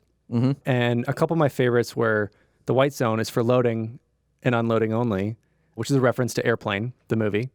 Again, I've never seen Airplane, so You're missing out. I'll take your word for it. Will the owner of a blue SUV please move their vehicle? Well, that's just anytime you're in some kind of store. Yeah. This is a reminder. Fusion cores should not be stacked more than one high, and tampering with fusion cores is a disciplinary offense. You don't want to blow them up. I understand it. I get them. I get safety, which is cool. Yeah, it definitely stuff like that these maps weren't just maps that were played. Like, they were trying to put a lot of this extra stuff in there to make each map more unique than it already was. Yeah, and like I said, those little audio cues, little things to play around the map. It's just, it's something to give the player just a really cool treat if they actually play in the map and go through and explore. Yeah, so now let's talk about Valhalla, one of the more famous Halo 3 maps. The crew of the V-398 barely survived their unplanned landing in this gorge, this Curious Gorge.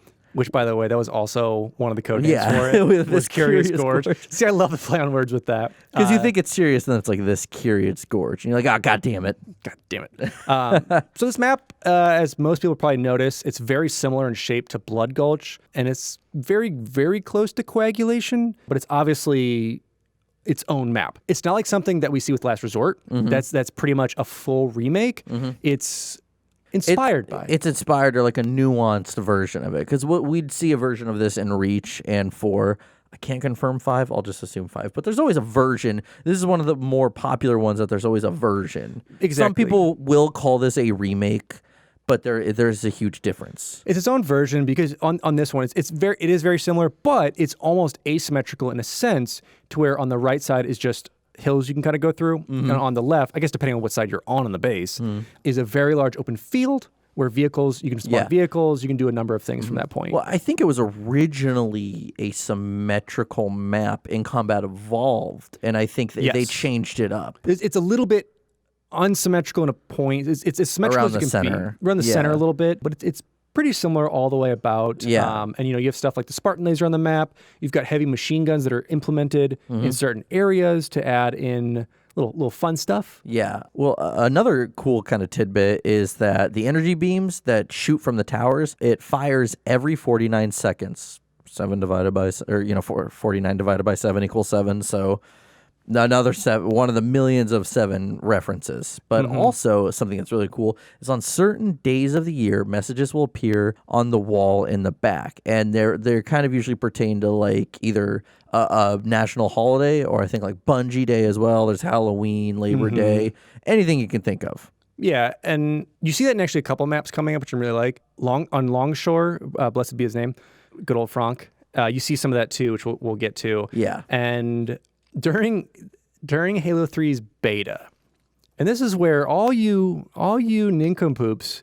who didn't play this game well ruined it for all of us, because during that beta, each base spawned with a trip mine.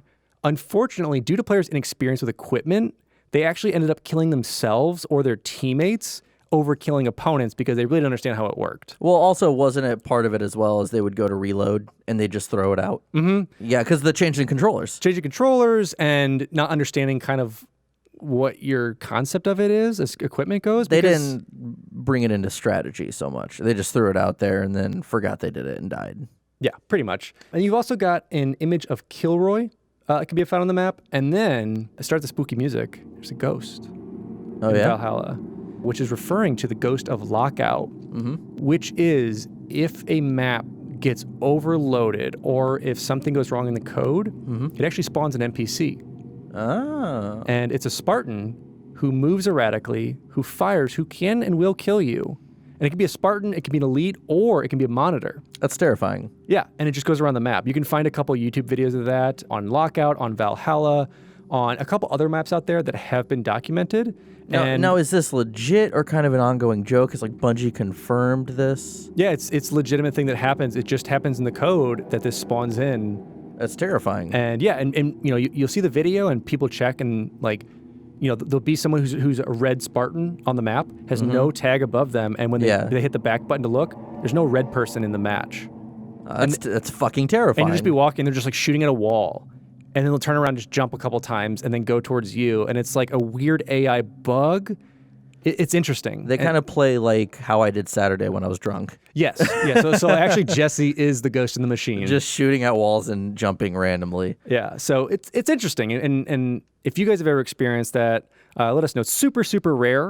And there's actually guilds and groups out there who tried to replicate this a number of times. And they have some videos about it. But they're just throwing a bunch of do they go in? Can this happen in Forge? And like, can they go and like load a bunch of mines? Most of what I saw just happened. It can happen in a by yourself or with teams in just a regular match. Terrifying. Yeah, I believe it's real ghosts and not actually a glitch. Yeah. So now we're on to DLC maps. Yeah. So if you didn't think you had enough of your maps when you're playing, Bungie said, "Here's some more. Here's some more." Yeah. So let's start with the Heroic Map Pack. On November 19th, 2007, Microsoft released information regarding the first Halo 3 Heroic Map Pack. The map pack retailed for 800 Microsoft points, which is $10, which, let's just go back to Microsoft points. There was a time when you had to buy, there was a middleman. We didn't mention this in episode, or in part 1. There was a goddamn middleman. You had to buy the points. You couldn't just outright put money on there. Yeah, you had to put $10 into points and then take those points over to the game. And what's even more is usually you had to go to a store, buy these points, type these points into your Xbox, and then buy it. You did that? Yeah. You can just buy them online. I don't know, man. I always got my points for like birthday and Christmas and stuff. Oh, okay. It wasn't my mom just being like, give me the control. You know, it was always like, here you go. And then you had to scratch them off. I just bought them online. Yeah. So, and going back a little bit, you know what makes sense? 800 to 10. So 10 is 1,000 basically decimals. Yeah. 800. Yeah. Yeah, it was so odd to me. And I guess Microsoft was very animate about this. They were like, no dollar amount, which I remember the day they switched it over. I was like, thank God. The moment I went, I was like going to go buy like Live or something. I was like, got to buy points first. And they're like, nope, $60 for Live for a year. Sweet. I was like, let's do this. But yeah, so it was released December 11th, 2007 for those 800 shiny Microsoft points. However, on March 25th, 2008, the Heroic Map Pack would be free for all the Xbox Live members. So just download it after that. Just wait it out. Which a lot of DLC did at the time. It was kind of like it had especially like add-ons like this, had a shorter lifespan than we see today, and it was just kind of like to keep the game going. Back when Microsoft wasn't as greedy. When everybody didn't have to make money, they would give it back. And starting with it, we had Foundry. So after the orbital elevator fell, supply warehouses sending munitions to space were soon abandoned. Yeah, this is a reference to the new Mombasa space elevator. So this was kind of during the events of Halo 2 or like Halo 3 ODST. Yeah. Kind of in the in-between. Mm-hmm. Yeah. So yeah, every DLC map had like a specific description and not just the flavor text. So when you downloaded it, it would be like, this map does da-da-da. Yeah. Like, this is kind of what it's for, but this one didn't because... Not this one. No, because they actually built this one pretty much just for Forge to kind of be used in that way. Yeah, and it makes sense because you really don't have to be like, here's an open container with shades of gray and blue and some brown. Yeah. It was kind of that that open book for you to do whatever you want. Yeah, and that's pretty much what it was, because it's an abandoned warehouse filled with equipment and empty containers, kind of like we saw in that flavor text. And it's mostly a close quarters map with 2 different levels of hallways. Powerful weapons were distributed so that you'd have rockets in the center, brute shots are on the base, and snipers are in each corner of opposing bases. So pretty equidistant map for that. Pretty neat. Yeah, and there was these 2 cranes on the map as well as 2 shipping areas, A and B. Most of the boxes had P425 printed on them, indicating possibly that this section of Foundry is in section P425 or a serial number of sort. It could be referring to some destination for the boxes. Yeah, so it could be a number of things. It's just all speculation on Could have been the developers just being like, put some stuff on it. P425 on there. Yeah, and there's trash on the floor. And it's a blue draft notice paper on. So it's similar to what we've already seen. Is another one of those draft notices, and a pack of cigarettes, which I know cigars were still around in 2552, but apparently cigarettes were too. They were, but no nose. They were thrown on the floor. And so in a different pile of trash, obviously hashtag walkthrough on that. And that pile of trash is this. In a different pile of trash, you had a purple hippo that is hard to see with the aid of a sniper rifle, but you do see that on your Halo 2 map as well, where it's the construction map, forget the name, but there's hippos all in the interior of the building that's being built. Yeah, there's... In some more trash. Yeah, in some more trash, there's an origami crane, and there's also a piece of paper with a Millennium Falcon looking shadow on it. Yeah, so it could be a reference kind of pulling to that, but once again, speculated Easter eggs that kind of could be that. It could just be the shadow somehow worked out to be that. Yeah. But who knows? And then Red vs. Blue did this like do-it-yourself videos. It was just kind of like a PSA type stuff they did, and they used one of these presenting using this map. Yeah, interesting to see, because basically at this point, Red vs. Blue was such a huge seller for Halo 3, so maybe even, I can't confirm, but it would sound like maybe Bungie was even like, hey, scratch our back and we'll scratch yours. And we'll learn a little bit later on they did for a few things, which is really cool, because they were involved at some points, just as like even Easter egg stuff. Yeah. And probably, I think my favorite Easter egg, probably in all of Halo, is this. Art Vandelay, which was Foundry's code name, is from George Costanza's made-up architectural business in Seinfeld, and they use it because anything in the map can be remade, like an architect would do. See, I can't comment on any Seinfeld references. Jesse is uncultured swine, so it's not true. So please tweet, Instagram, I'm hastily not Twitter, so. Hastily written notes. Send it his way. Mail them to me. I would rather read handwritten notes to me about not liking that show. And of course, there's more trash.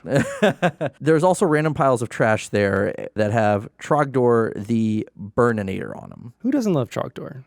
Who doesn't love Chinese food? 2 things that go great together there. 2 things that go great together. Now let's move on to Rat's Nest.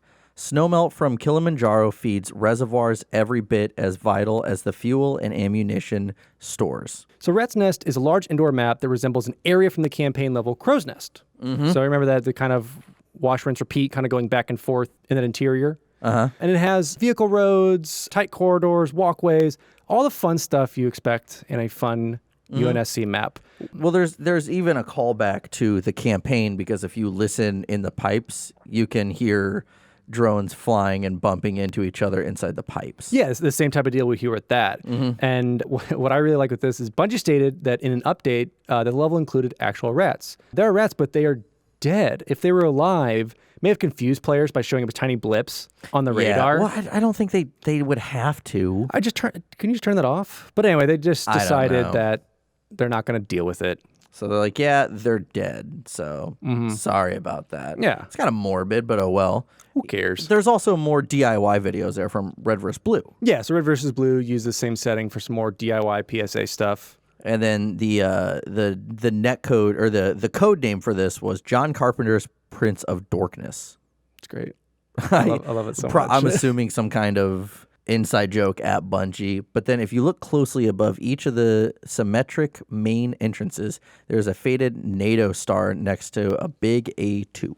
Yeah, so it's going back to that NATO kind of, in the past, ruled over a lot of these things, was replaced with the UNSC. That's interesting to think of. And again, lots of little details and dead rats going into these. Now, of course. let's go into standoff. Once nearby telescopes listened for a message from the stars. Now these silos contain a prepared response. So this map is set on a peninsula surrounded by cliffs on 3 sides, and the 4th is a single gate barring entrance from the main road. So there's plenty of satellite dishes around that is presumed to be a UNSC ICBM launch and communications facility. So intercontinental ballistic missiles, for those of you who want to know. I did not know, so thank you. There you go. So there's 3 missile silos with 2 different bases on either side, and it's said to be the spiritual successor to Blood Gulch and Coagulation because it's like that same reddish tone, 2 bases over some hills. I don't see it. I don't see it either, but Whoever said that made that up. They're just like, I'm just going to assume. Yeah, but I think for the most part, it was seen as that because Valhalla was a little different. And the big thing with this, it wasn't as long as Blood Gulch or Coagulation, but it was wider, so almost more of a square than a long rectangle canyon. Yeah, I mean, I don't see it as being that quote successor, but oh well. But then if you zoom into the moon using a sniper rifle, you will see the face of Frank O'Connor. Oh, really? Yep. And then also there's developers throughout this, right? Yeah, there's a number of them. I just want to label a couple of them. Otherwise, we'd just be going off and off with it. Yeah. Another one is if you zoom in on the closest radar dish to the level, you can see a man standing on the platform behind the railing. This is Travis Brady, who is a 3D artist who worked on Halo 2 and 3. What's up, Travis? We see you. We saw you. Yeah, also, if you look to the right, the closest dish with a sniper rifle, you can see a group of trees that spell Howl. It's so odd to hear like little things like this. It's just like, okay. Like, it's cool, but at the same time, it's like, that's what I mean. Sure. It has to be some inside joke. Yeah. That's kind of like, oh, okay, that's neat. Yeah, but there's also some warning signs that say, if you read this, you're too close. I like that. I love little dumb stuff like that. Now we're on the Legendary Map Pack, and the Legendary Map Pack was made available April 15th, 2008, and sold for 800 Microsoft points, Those $10 Renos. dollar amount unknown, and was listed for free on August 7th, 2008. And this would be the first map pack to introduce forge filters, and we'll talk about those a little later. Yeah, and it's the first to do those, so I think it kind of was like one per level idea of like what it was, which is kind of cool. Yeah, and we have Avalanche. Freezing winds scour blasted terrain, and ancient battle scars are a grim reminder that this is a precious prize. And so Avalanche is a large Forerunner power station set on the front of a huge glacial shelf on Installation 4. It's a pretty neat because it had man cannons on it, like some other maps, but they actually increased the power on them so that you can make it halfway across the map. So, and I believe they also changed it to where objects wouldn't have the same weight they did in other maps. So like in Valhalla, if you launch a Mongoose or different vehicles, it doesn't go as far as a Spartan or, Elite would. This just kind of kept it all the same. Yeah, the map itself is centered around 2 bases at the end of like a U-shaped snowy valley. So kind of, I can't think off the top of my head how many different maps are kind of U-shaped, but that's more kind of unique. Yeah, it's that that Halo CE map, Sidewinder, where it's kind of like, I guess, L-shaped with the bases, so you can't see directly at them. Well, this one's a remake of Sidewinder, yeah? Yeah, for the most part. It takes on pretty much what that map has. Obviously, you're having 3 generations and, 7 years or so of development differences. I mean, between the 2 bases that there are in that kind of LU shape, whatever you want to call it, got a complete overhaul. The only features remaining consist of the entrance and the presence of teleporters. Okay. So pretty much overhauled what you have to do. Because remember in CE, you had ladders. Yeah. And so they stripped all that out and got rid of a lot of that. They're just like, no, we're not doing fucking ladders and multiplayer, you goons. Yeah, and so with the U-shaped, I like to call it L-shaped. U-shaped, it's still there, but they got rid of like some tunnels, a couple other extras. Instead of that ice platform that leads to the access, you can now get a ledge to each base. So instead of having to like go up those ramps, you've also got man cannons, which is kind of a big deal that we're adding with 3. So you're able to traverse a bottomless pit, which has been added between the tunnel and the inside of the U of the valley. So that's what's got replaced. Yeah. Yeah, there was also, as I said, like there was many new vehicles that have been added, and the UNSC ones were present in the original, now have the snow camouflage, as I said. Yeah, so that's pretty cool. So this is, I believe, the second map now to include snow camouflage. It's a pretty neat little detail. I like it. Yeah, and then there's that large Forerunner structure that cuts the map down in the middle, but does not obstruct the map. Which is really nice that you can add some flair, but not have it hinder you. Yeah, and then we also had new Forge objects created just for this map. These objects would include energy blockers to restrict entrances and exits, large watchtower bases, and Forerunner ramps. Yeah, so it allowed for more base customization. And you can make your own little bases out and make it Hoth yourself. You could basically make Hoth. Yeah, recreate it. Which is pretty sweet. Yeah, and then also during production, Avalanche's code name was Cotton Ball. Most likely due to its color in relation to snow, which... Do you get it? I got it's it. White. I got it. It's pretty cool. I was going to say Snowball. Oh, that's true. That's a little too on the nose. Yeah, and then G4 TV held a promotional contest named the Sarcothonolon? Sarcothonolon on this map for the winner to receive Recon Armor Permutation. Yeah, so like we said before, another way to get that rec armor. Yeah. One of the other tidbits that's interesting with this is that Avalanche contains the most vehicles of any Halo 3 multiplayer level, even more than Sandtrap, and it's also slightly larger than Sandtrap, but it still doesn't have the elephants, and that's where Sandtrap's king. Well, shit. They kind of screwed up there, but oh well. Cancel the level. So now we have Blackout. Bathed in frozen moonlight, this abandoned drilling platform is now a monument to human frailty. So rather than Forerunner facility, like its predecessor of Lockout, it's now a UNSC storage, like transport building, I guess you would say. And it's kept the exact same layout and everything. There's a few things that it has changed as being, the 15th remake of Lockout? Yes. So the long sightline from the room under the sniper tower to the opposite side has been broken. So now you've got stuff blocking that, so you're not gonna get sniped while you're trying to, just mosey along. Yeah. There's also in the center of the map, some railings have increased in height, but have windows added to them. That's pretty cool. And the BR tower is much wider, and the pathway leading to the back of its top level no longer connects to the center. Rather, it's offset to the left, so it's kind of like you can't see certain areas. It's basically, they altered the map so that people who are up top necessarily can't see some portions of it. So it kind of prevents like a full map of snipage. And that's the best way to say that. Yeah, and then players also could not shoot from the bottom level of the, quote, BR tower to the bottom level of the sniper tower. Yeah, so you're not going to have this cross-platform play. It's much more about that getting in the face of everybody, getting closer in combat, launching yourself 40,000 feet in the air with some grenades and swords, as we do with some fun on game night. And then the other thing, too, map's a little bit larger, and all the visuals have been given a complete overhaul. So they've gotten rid of that purpley Forerunner structure, and now it's all those rigid UNSC. Tech has been added of like those kind of pale greens and various other colors to kind of have it as like this loading bay dock area. Yeah, and then it was also codenamed during development Moonlight Sonata, and that was kind of because of the dark night sky at the time and the illusion of one of Beethoven's works. Yeah, so, just a little classical action, as they might say, for a very classic map that's been remade 45,000 times. Yeah, and you had mentioned Ghosts of Halo with this map too? Yeah, so you actually got, whether Bungie wants to say it's an Easter egg, which they've never fully said, but I assume it's some of the same coding on the level that just like Lockout, on Blackout, you get Ghosts of Halo as well. Now, once again, I've seen confirmations through videos and things like that. The rarity of it is obviously insane because it has to be the perfect melding of random code broken to this aspect to this to have it happen. But it's really cool when it does. It's really cool to see, if it's not hacks or whatever from these YouTubers, that it's a really neat aspect of it. Yeah, and then every 5 minutes, a red comet will soar over the sky for a split second. We've got one other level that does that. And one of the other things that they've added is also their own Forge items.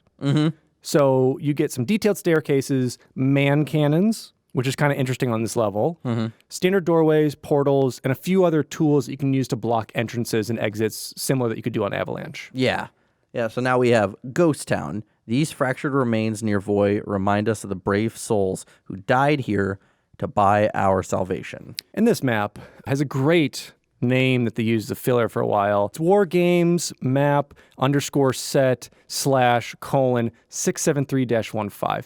Very catchy name.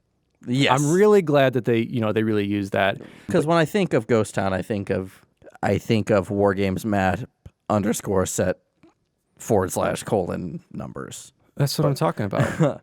Yeah, it's a global water campaign, water purification facility built in the 24th century that has since fallen into ruins. Yeah, so it took a lot of that melted water from Mount Kilimanjaro, so in Africa, that would help pump it to the rest of Africa. It's a really cool solution for it. And it consists of 3 buildings surrounded by hills and trees, and the inside is, covered in rubble and vegetation and overgrowth. And there's a bridge between nature and, all the remains of the buildings, which is really cool, which are kind of these open air catwalks. Yeah. So then, like all these other maps for this map pack, we would also have custom forge items. Mm-hmm. And then another code name for it was OK Corral. Yeah, so it brings back to that old-timey notion of the OK Corral, kind of the shoot-'em-up ghost town area, because that's kind of where we get like Tombstone, all these other kind of Western-themed names. Well, it kind of works with Sierra 117 and Savo Highway as well, because it's set and based on the same jungle as Halo 3's Sierra 117, and then the pipeline scene running is parallel to the one in Savo Highway. Yeah, so it could be that, those are the same pipelines leading it or whatever, but they take those same assets and kind of let the players think on that. Mm-hmm. Yeah, so now we have the Mythic Map Pack. And Set 1 was released in the Halo Wars Limited Edition in the U.S. on March 3rd, 2009. On April 9th, 2009, Mythic was made available for Xbox Live for 800 Microsoft points. Those $10 US. Unconfirmed. In July 2010, the price was dropped to 400 Microsoft points. Those $5 US. Only speculated 5. On March 2nd, 2009, one day before the release of Halo Wars in the U.S., the 3 Mythic maps included in the Halo Wars Limited Edition were placed on Xbox Live Marketplace for the sum of 99,999 Microsoft points. This amounts to approximately $1,250. Yeah, so more than likely, well, if you got the cash and you want to play the maps a day early. Maybe one person did buy it. I guarantee this has to be someone. It has to be someone.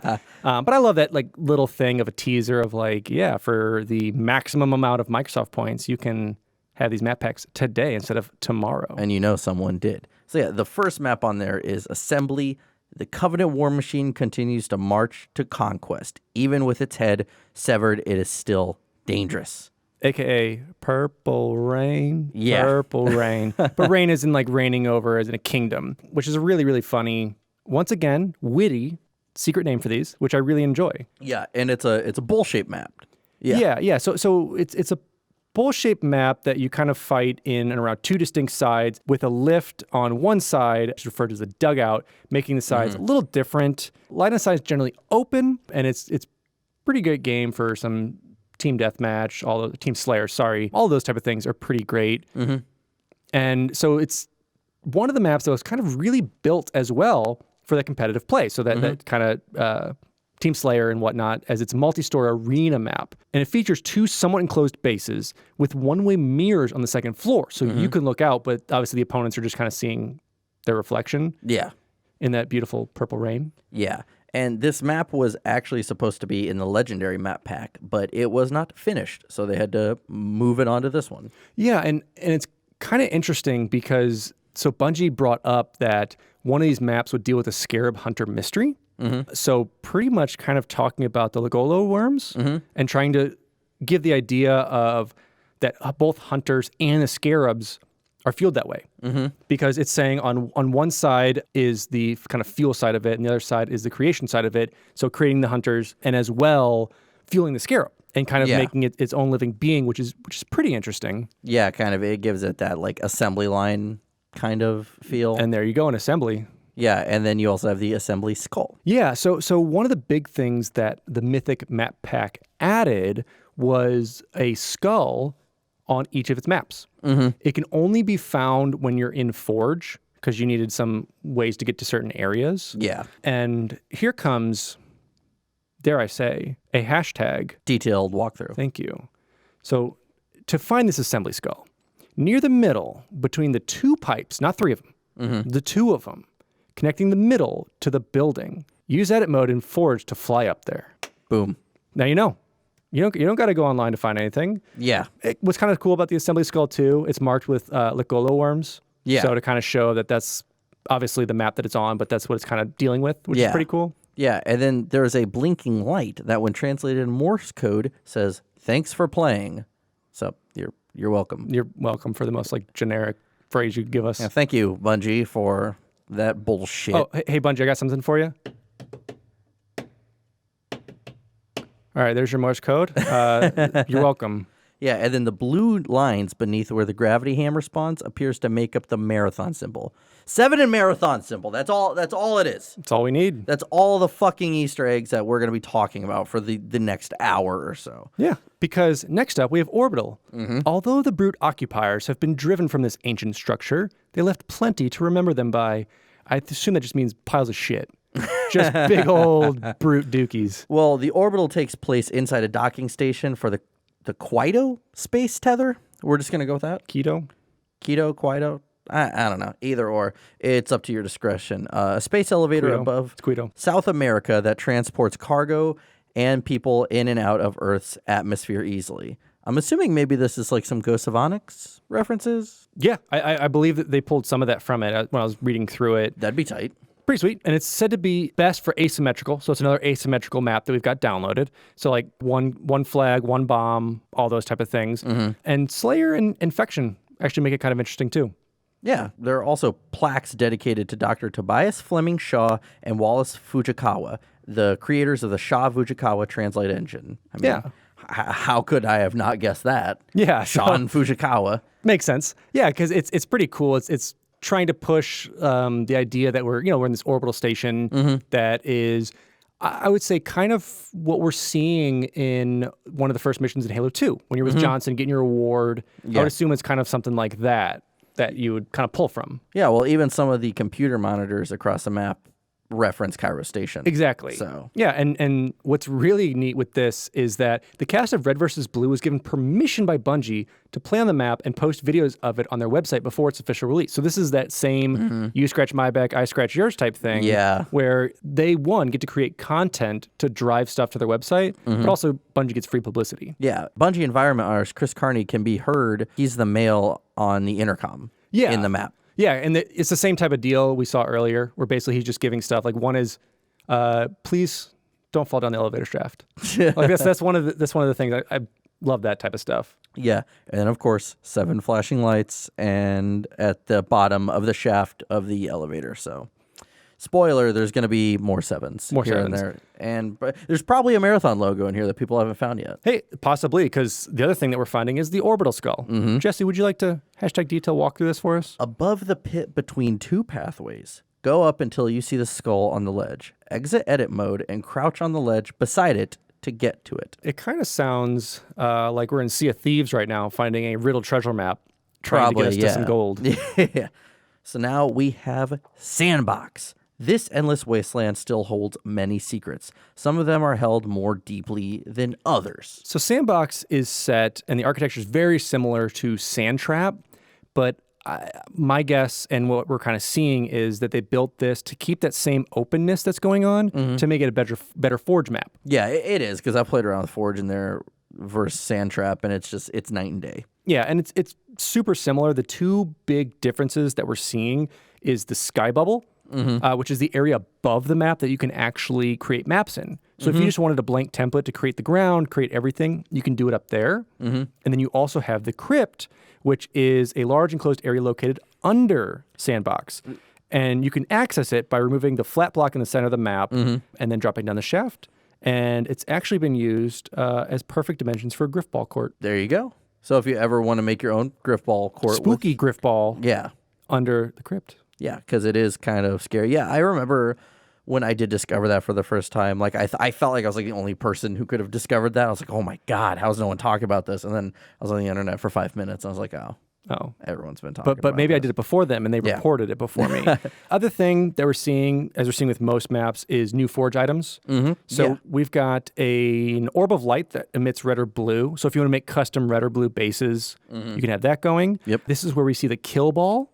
Which is our just delicious shining ball of death. That you can place on the map that once a player touches it, is immediately dead. Yeah. Makes for some really cool game types like falling off the map or, doing a certain thing, you die. Yeah. You've also got the golf club, which is a modded gravity hammer. Yeah, it just looks like a 9-iron that's a gravity hammer. Which is awesome. It's fun to always use and kind of goofy to see at the same time. Yeah, and because then you add in the golf ball and then your golf cup. So this is really where I think they took all the seriousness out of these maps and knew people could have fun with this by adding those in, because it was such a great idea to make even more maps, especially the kill ball, and knowing that like they're going to put goofy stuff like a golf hole and golf clubs in. Yeah. So we also have the sandbox skull, or even before that, we have the same Easter eggs as we do in Sandtrap with those Da Vinci eggs, exactly, shooting at you. Yeah, so same deal. I assume it's just kind of like a copy and paste map for the most part for some aspects of it. Yeah, it was some more than others, but yeah, it's still a good map. But then we have the sandbox skull. Take it away with that detailed walkthrough. Hashtag detailed walkthrough. We're looking at the skull is located between two of the Guardian Towers at the right of the sun. The towers fire upon the player on sight and are one-hit kills. So to reach the skull, a player has to use scenery items to protect themselves. I've watched a video of this, and it's so silly. It's like a corner piece, basically to guide you there. I love it. I love that. Like, this is the first skull, which is quote-unquote impossible unless you actually use forged resources. Yeah, so I think they really, Godspeed to the player who discovered it. Who wanted to break the map as much as possible. Yeah. So now we have the second set for the Mythic Map Pack. That was included on the Halo 3 Mythic Multiplayer Disc, Halo 3 ODST, released September 22nd, 2009.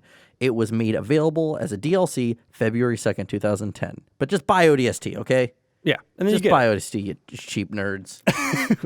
Cool. After we call some people some nerds, we arrive at Citadel. In the heart of this Forerunner structure, far above the troubled surface of the Ark, another battle rages. It is set in between the shield towers from the Halo 3 campaign level, the Covenant. AKA the Johnson failure level. Yeah, where he just fucks up 17 times. So it's built off of the geometry from the area around the elevators. There's differences in the geometry for multiplayer for some reason. It included the removal of like automatic doors and minor adjustments of terrain to kind of make it probably more suitable for just people playing together instead of AI trying to deal with it. Yeah, so where is the Citadel skull? So the Citadel skull, this hashtag detailed walkthrough, is so you have to find the overshield on the blue side and then look for the wall with the blue triangle shapes on it. There should be a pillar in between the shapes. At the top of the pillar, to the right in an alcove, is the skull. You're welcome, folks. Now we have the Heretic map. Because of its speed and luxury, to Pious Inquisitor has become an irresistible prize during these dark times. Yeah, so like we said, the map takes place in the Pious Inquisitor. Outside the map, players can see a fleet of CAS-class assault carriers and CCS-class battle cruisers all heading towards this unknown gas giant. Interesting. And on the side of the map, another planet or a moon of the gas giant can be easily made out. And the interior is typical of Covenant designs. You get those dark pink, purpley walls and surfaces with like some gray tones. Yeah, and then this is a remake of Midship. One of 17. One of 17 for it, which is great. It was another map that was very good for competitive play, and in my mind, because you have two different stories, basically. You got the center bridge, and it's a fun map to play. And some of the big things that we've changed on it is the floating platform's movement is much more limited, and it cannot shake as much as on Midship, because whenever we play our weird grenade hill mode, that thing shakes on like Midship, crazy. It's almost going 90 degrees back and forth. Yeah. So definitely fix that. Yeah, and it's set on the same ship, but it's a different place on that ship. Yeah, so at least we're still getting that same vibe, and they can kind of be like, it's in a different place, aka we fixed a lot of it. And doorways and walkways have undergone changes to make them look much more sleeker, more Covenant-like, and less just kind of open barriers. Yeah, and then of course all visuals have been updated.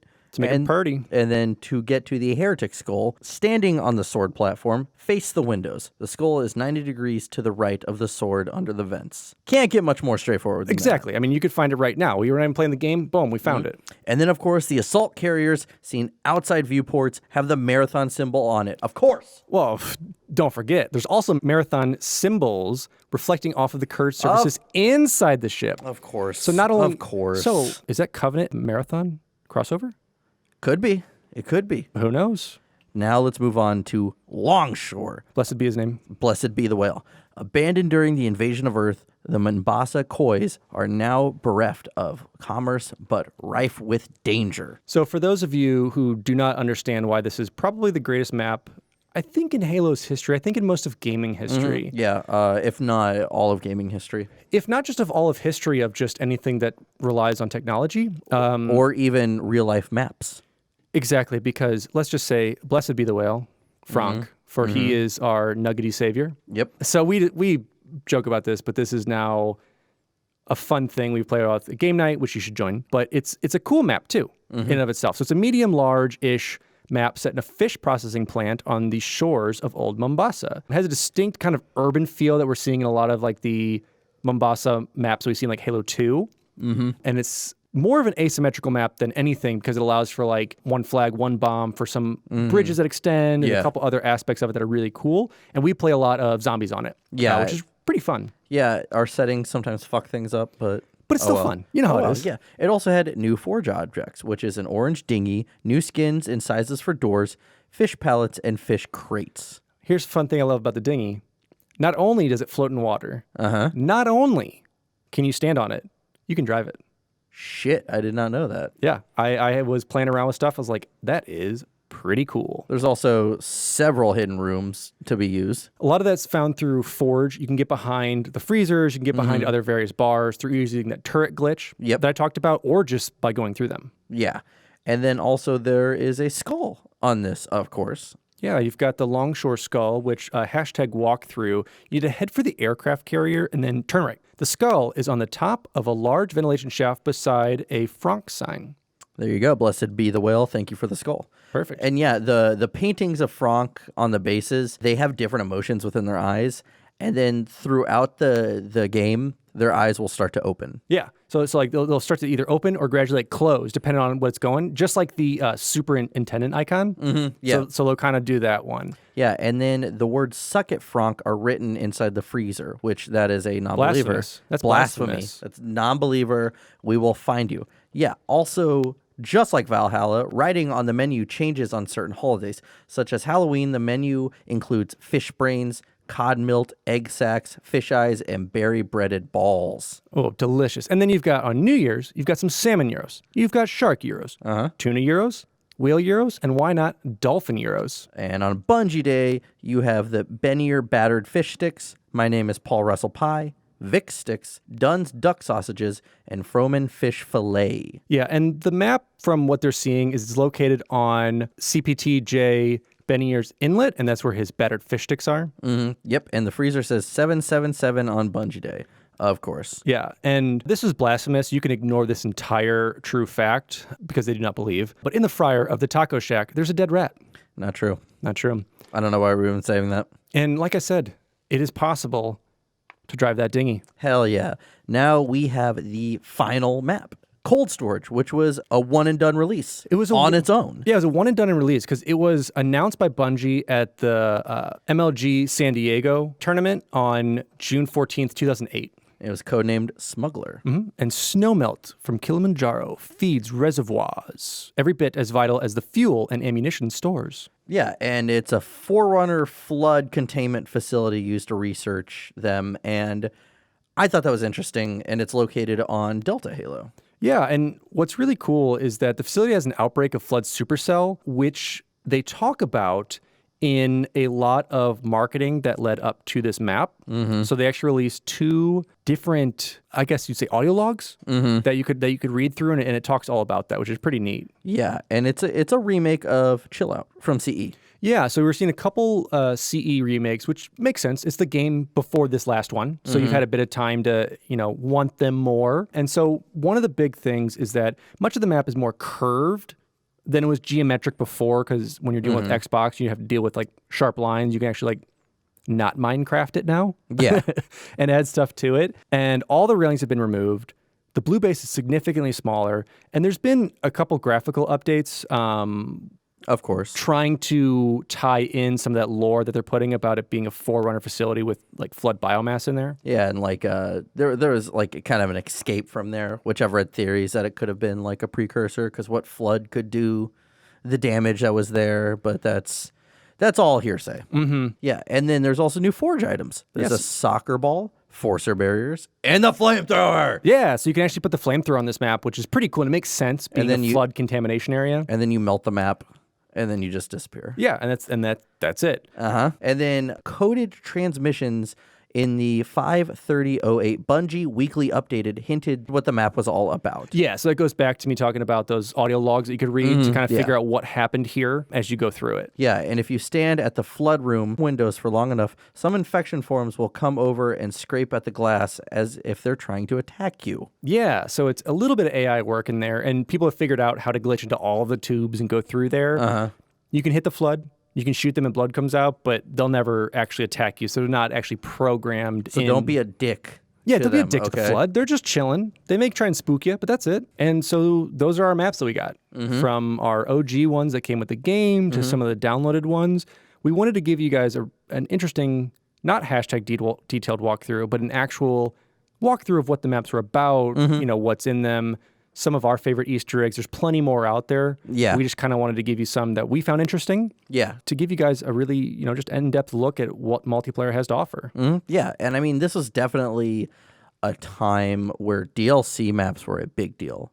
There would always be so much, there was always so much hype around DLC maps that kind of luster has been lost since. Well, this was also the era when DLC was becoming a thing, because before that you had expansion packs. You'd buy basically a half a game or 3/4 of a game to add to your game. Yeah. And now you're just getting these little tidbits that instead of them selling it for $45, $30, they can now sell it for 800 Microsoft points. And get it to you. So it's interesting to see, and they can continue. And this is the era when you can continue to add content to a game that's already out. So let's move on to some more things that were integrated within kind of online or multiplayer. So you had FileShare/BungieNet. So Bungie.net was Bungie's hub for all Halo news, forums, and where you could find your stats, including campaign and multiplayer stats. FileShare allowed players to send other players screenshots, videos, maps, etc., along with the ability to upload and download all of these from Bungie.net. So kind of this crazy hub, and kind of almost like a first for all of this to start happening, especially with Forge, which we'll talk about here soon. So really just, I think something that really carried that online community a lot longer than it could have lasted without it. True, and that's where we're seeing the importance of FileShare. Because we're not seeing that in Master Chief Collection currently. So with this new ability to transfer your Halo 3, 4, and Reach maps, we're slowly getting there. Yeah, and then there was also Bungie Recommends, which is a way for Bungie to share with the Halo community game types, screenshots, videos, etc. that they thought were cool and wanted the rest of the community to see. These would also be archived for players to look back and see everything that was recommended. So if you missed, the Bungie Recommends update 2 weeks prior, you could just go back and see what was highlighted, not versus what's highlighted now. And it helps push the community. Like when Bungie actually is like, oh, your map's pretty cool. Let's have everybody else see, to really push that replayability of it. Yeah. So then there was Theater Mode. Theater Mode was first introduced in Halo 3, and for the most part, it has become a staple in all the Halo games. It was the first time that we could see every angle of every game that you ever played in the campaign in the multiplayer. Theater Mode would also see the rise of machinima in the Halo series. Red vs. Blue wasn't the only contender now. We would start to see more series like Arby and the Chief, The Forgotten Spartans, along with short films, all from Halo 3. And it makes sense, because they knew seeing Red vs. Blue through CE and 2 doing this, that not only was their company a success from this, but machinima itself was on a rise. You had machinima opening up on YouTube. You had all these different creators creating these things. So allowing you to just fly around while it's acted out is huge, instead of having to have a separate character only be limited to your character speculations that you have. Yeah, and Halo 3 also allowed you to share videos and pictures you took in Theater Mode and share them with the rest of the community on FileShare. And I'm going to say Bungie.net, but all the employees called it BNet.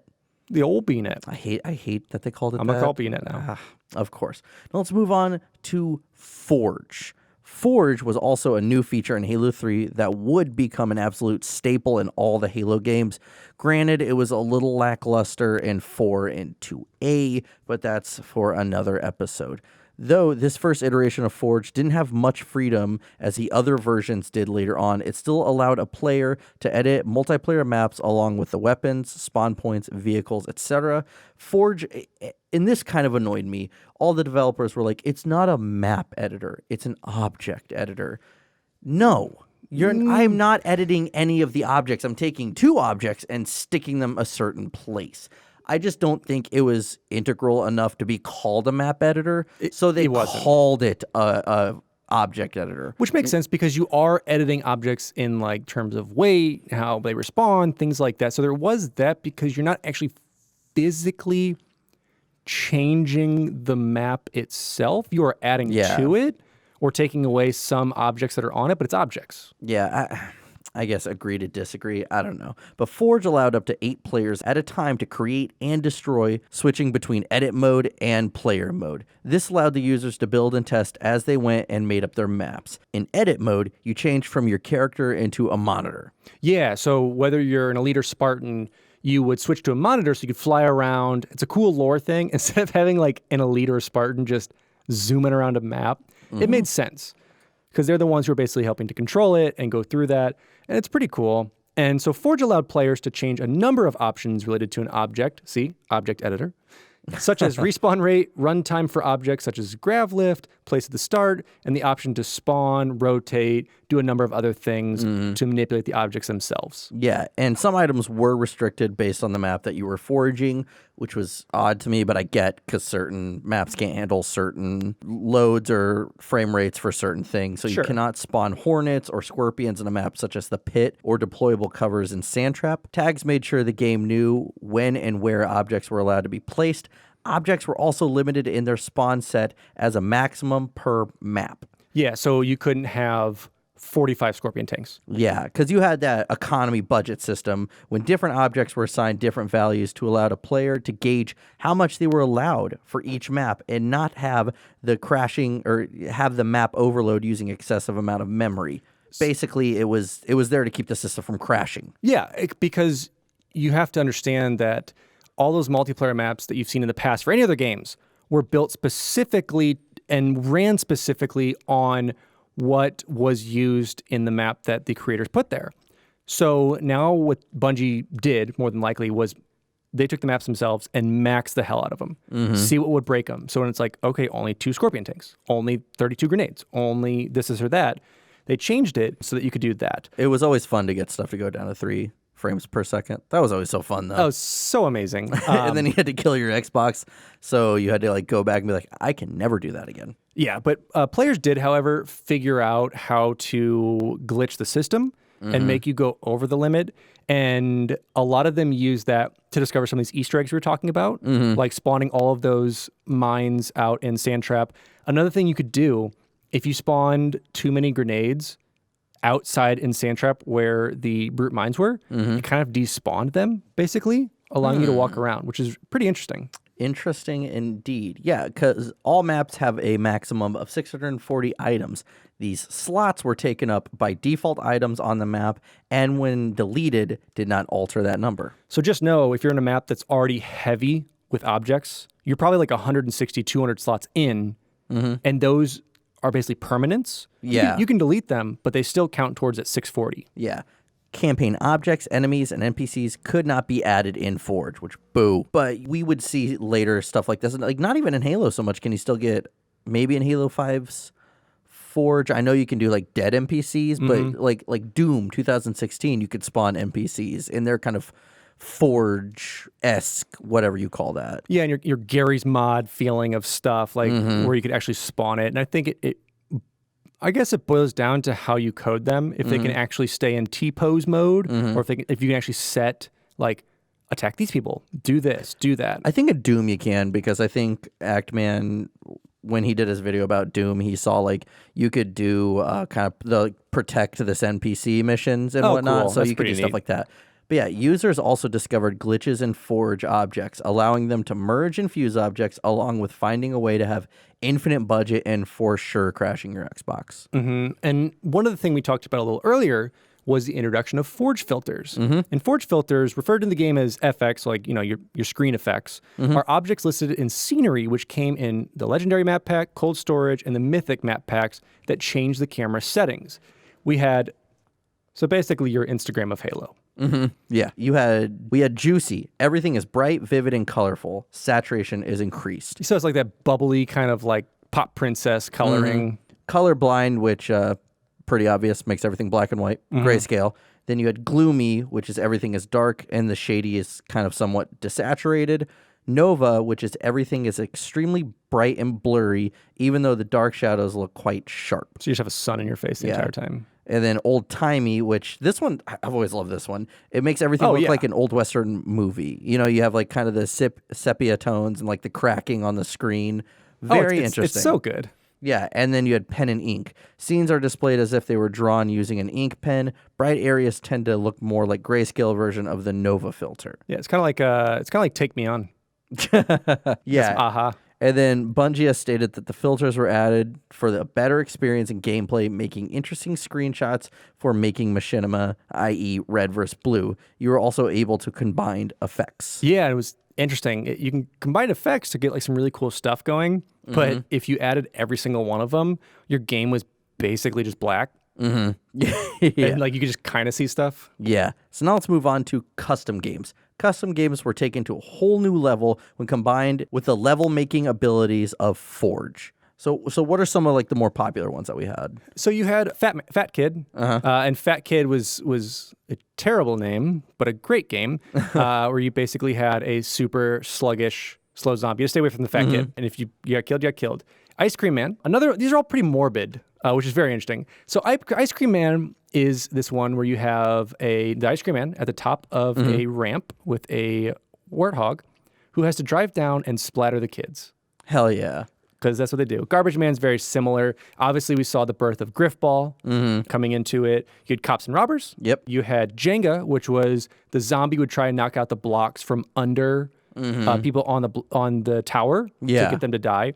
And then Duck Hunt, your kind of classic NES game style of shooting people as they run by. You also had still the standard game types of Slayer, Oddball, King of the Hill, Capture the Flag, Assault, Territories, Juggernaut, Infection, and VIP. Yeah, and you could customize all the settings on there. You could change shield rates, you can change item drops, you can change, if you wanted to make your Juggernaut, like 10,000 times stronger, you could. Or 300% faster. Yeah, you could change all of those aspects in there. And that's where we did lead to some of this customization. Something like with damage resistance, you could take it either way, shield multiplier, shield recharge rate. Immune to headshots was a big one. That was pretty great. Grenade counts. You could do grenade regeneration, which is what we do for our sword maps to make it crazy and hectic. They just kind of come back over time, or you could turn it on or off. Infinite ammo. Who doesn't love that? Who doesn't love that without having to hack in? Weapon pickups. You could have them enabled or disabled. So if you just want the starting weapons, you can disable pickups. Yeah, and then you could change the player speed from 25% all the way to 300%. And same with the gravity, you could change that from 50% to 200%. So just like flighty or super chonky, basically. And then, you could give people vehicle use, which is full use, passenger only, or none. Of course, you could change the range of the motion tracker as well, or turn it off, or just change it to friendly. There was a lot of things you could do, indestructible vehicles on and off, and then player-forced colors like black or the zombie color. And then also overshields and active camouflage can be given kind of a certain team or player, or they could be given to a certain team or player or just everyone that spawns or respawns. Yeah, and you have different grades of that. How powerful is the overshield? How invisible is their invisibleness? Yeah. Is interesting. So now let's move on to my favorite part of the game episodes, which is the music. So the Halo 3 soundtrack was a culmination of Martin O'Donnell and Mike Salvatore's work over the past 6 years in 2 games, plus brand new tracks. The Halo 3 soundtrack was released on November 20th, 2007 on Something Else Music Works. It was written and composed by Martin O'Donnell and Mike Salvatore and produced by Nile Rodgers. Marty also used a 60-piece orchestra and a 24-piece choir for the soundtrack. I'll assume that's a lot. Yeah, it's pretty decent. And O'Donnell really wanted to make the music interact with the game and your choices in the game as much as possible. He also wanted to stick to the roots of the original 2 soundtracks, stating, quote, "The Master Chief is still green, Cortana is still blue, And so you're going to hear the monks and the cellos. Now, one main thing that Halo 3's campaign did for the music was make all the weapons quieter so that you hear the soundtrack better. And I remember the first time I played Halo 3, I was like, I think everyone noticed that. They're like, this assault rifle sounds like a toy gun. Yeah, it sounds like a little pea shooter. Yeah, and that was just so that you could hear his music better. Also, since the 360 let you play whatever music you wanted during a game, Halo 3 would recommend that you play Marty's music instead of your own. If you said fuck you and decided to play your own music anyways, it would not only cut Halo 3's score, but the dialogue too. So they knew after the first two game kind of like the cult following that the music had alone, so they really were trying to milk it and were like, come on, don't play other music. Well, especially for new players who may be coming from something else, or this is their first console that they're buying and playing this game on. And they're like, I'm going to play Papa Roach. And Bungie's like, no, you're going to play Martin O'Donnell, sir.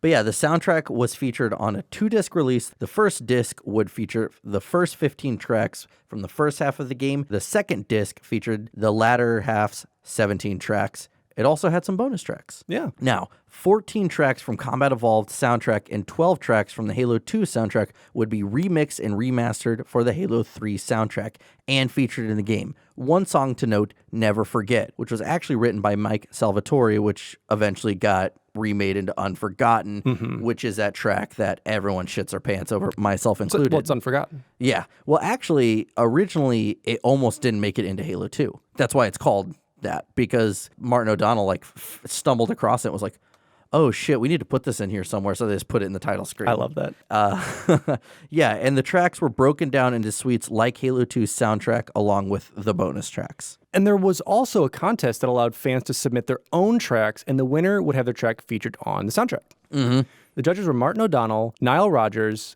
and Steve Vai, who we know as the beautiful guitar man himself, and a few other artists.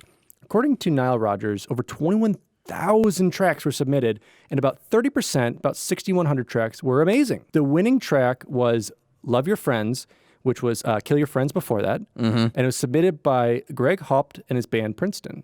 Yeah, and it was the final track on the second disc of the soundtrack, which Greg is actually the former guitarist for Story of the Year, which is a St. Louis native band.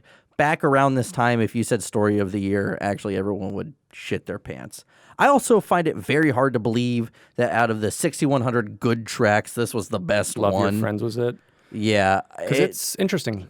The recording is kind of okay. The song isn't that great. It's not very Halo-y.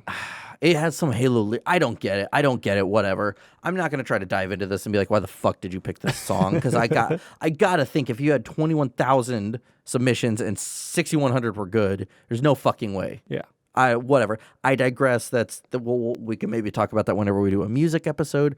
Who knows? But like Halo 2's soundtrack, cryptic messages were included in Halo 3's soundtrack. Now, when you take the track Black Tower and you play it backwards, it'll feature this line. Eyes from Death's dream kingdoms appear as sunlight on a broken column. There is Death's other kingdom walking alone, trembling lips from prayers to broken stone. These lines are part of a poem called The Hollow Men, written by T.S. Eliot. The ending of the poem features the famous line that Cortana says in the campaign, "This is the way the world ends," because I think the exact line is, "This is the way the world ends, not with a bang but a whimper."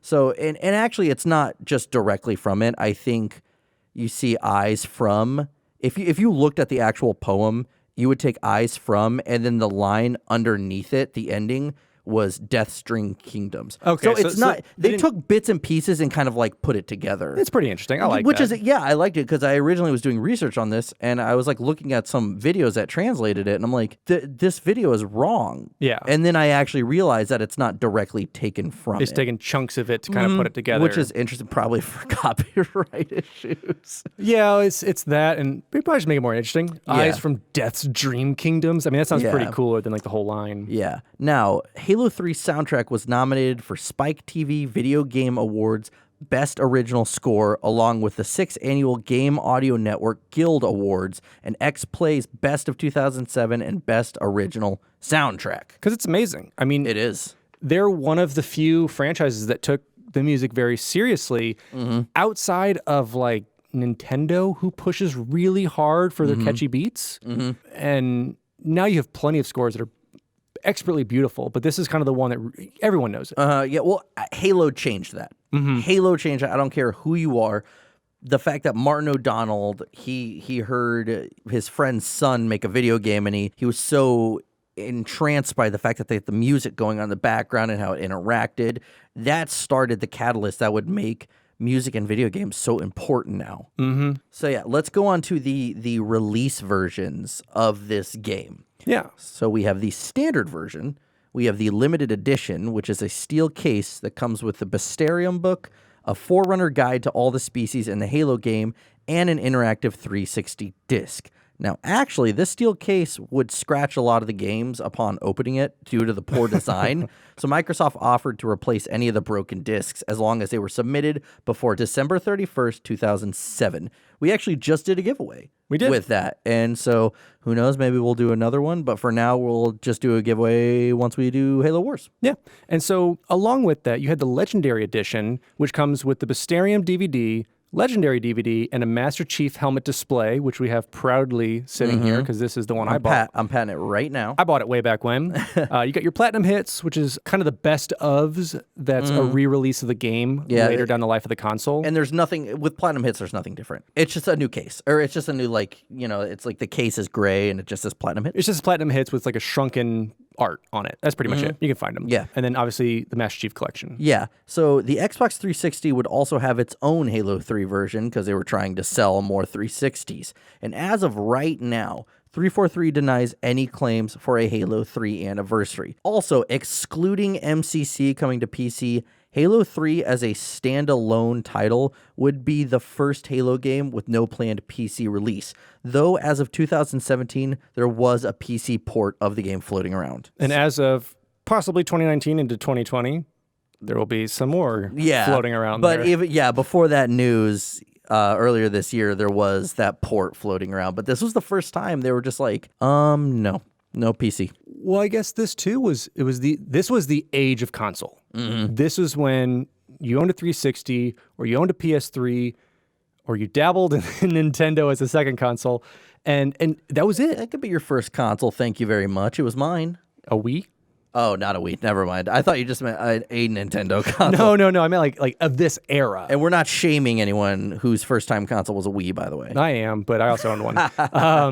No, it was just the age of consoles. PCs were coming into the gaming age, and that was still a very, not niche market, but it was niche to kind of play these PC games until you had, like League of Legends and MOBAs and... Well, making games that you can just play on a regular laptop. Because no one wants to have to build that. I know that was probably, and to this day, like, I don't want to just have to build out this thing that I can't easily transport. Hey, man, I've built 2 computers. Cool, nerd. I'm a diva. I just want to buy my brick, plug it in. Have it died and buy another brick, and then buy the newer brick. No, this was the era for it. So it kind of made sense. Instead of having to appease the probably like 20% market share that would have played it, like it's not that much. But now we see kind of this resurgence with PC and how easily anyone can play a game on most laptops. Especially, and this is whole tangent, Steam. Yep, Steam has kind of changed the game. Yeah. So having that and then having the MCC come to Steam is really, really appealing to everybody. So now let's move on to the general reaction of Halo 3. Yeah. And just like their predecessors, Halo 3 was a commercial success. And within the first 24 hours, it sold more than 1 million copies at $170 million, breaking the all-time sales record for visual media at the time again. Yep, it was the highest kind of media release for Halo 2 and now 3. Yeah, so it's continued that trend, which is amazing. And by January 2008, it had sold over 8.1 million copies. And by March of 2009, over 1 billion games had been played in Halo 3. Yeah, less than a year. Like 6 months afterwards. 6 or 7 months, we get that. Billion. Can you imagine making a game and thinking someone's going to, like, enough people are going to play it 1 billion times? Yeah, like, well, it was even kind of like crazy to think, like, whenever I think it was like Jamie Greismer was telling Bungie, like, Combat Evolved is going to sell 1 million. And they're like, yeah, right. And then this game, Microsoft's like, let's just hope to sell 1.5 million. And it sells 8.1. Yeah.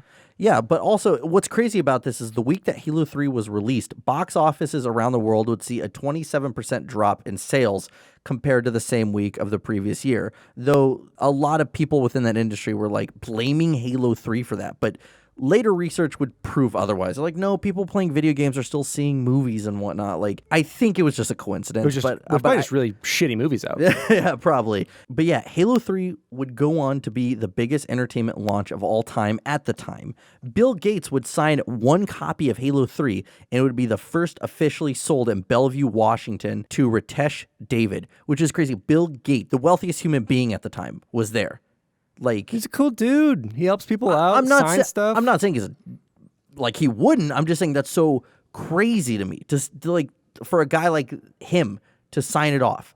Now, 20 hours after Halo 3 was released, 1 million games had already been played on live. I think that 15,000 of them were probably me that first day, but we'll see. We'll see what those numbers say. Yeah.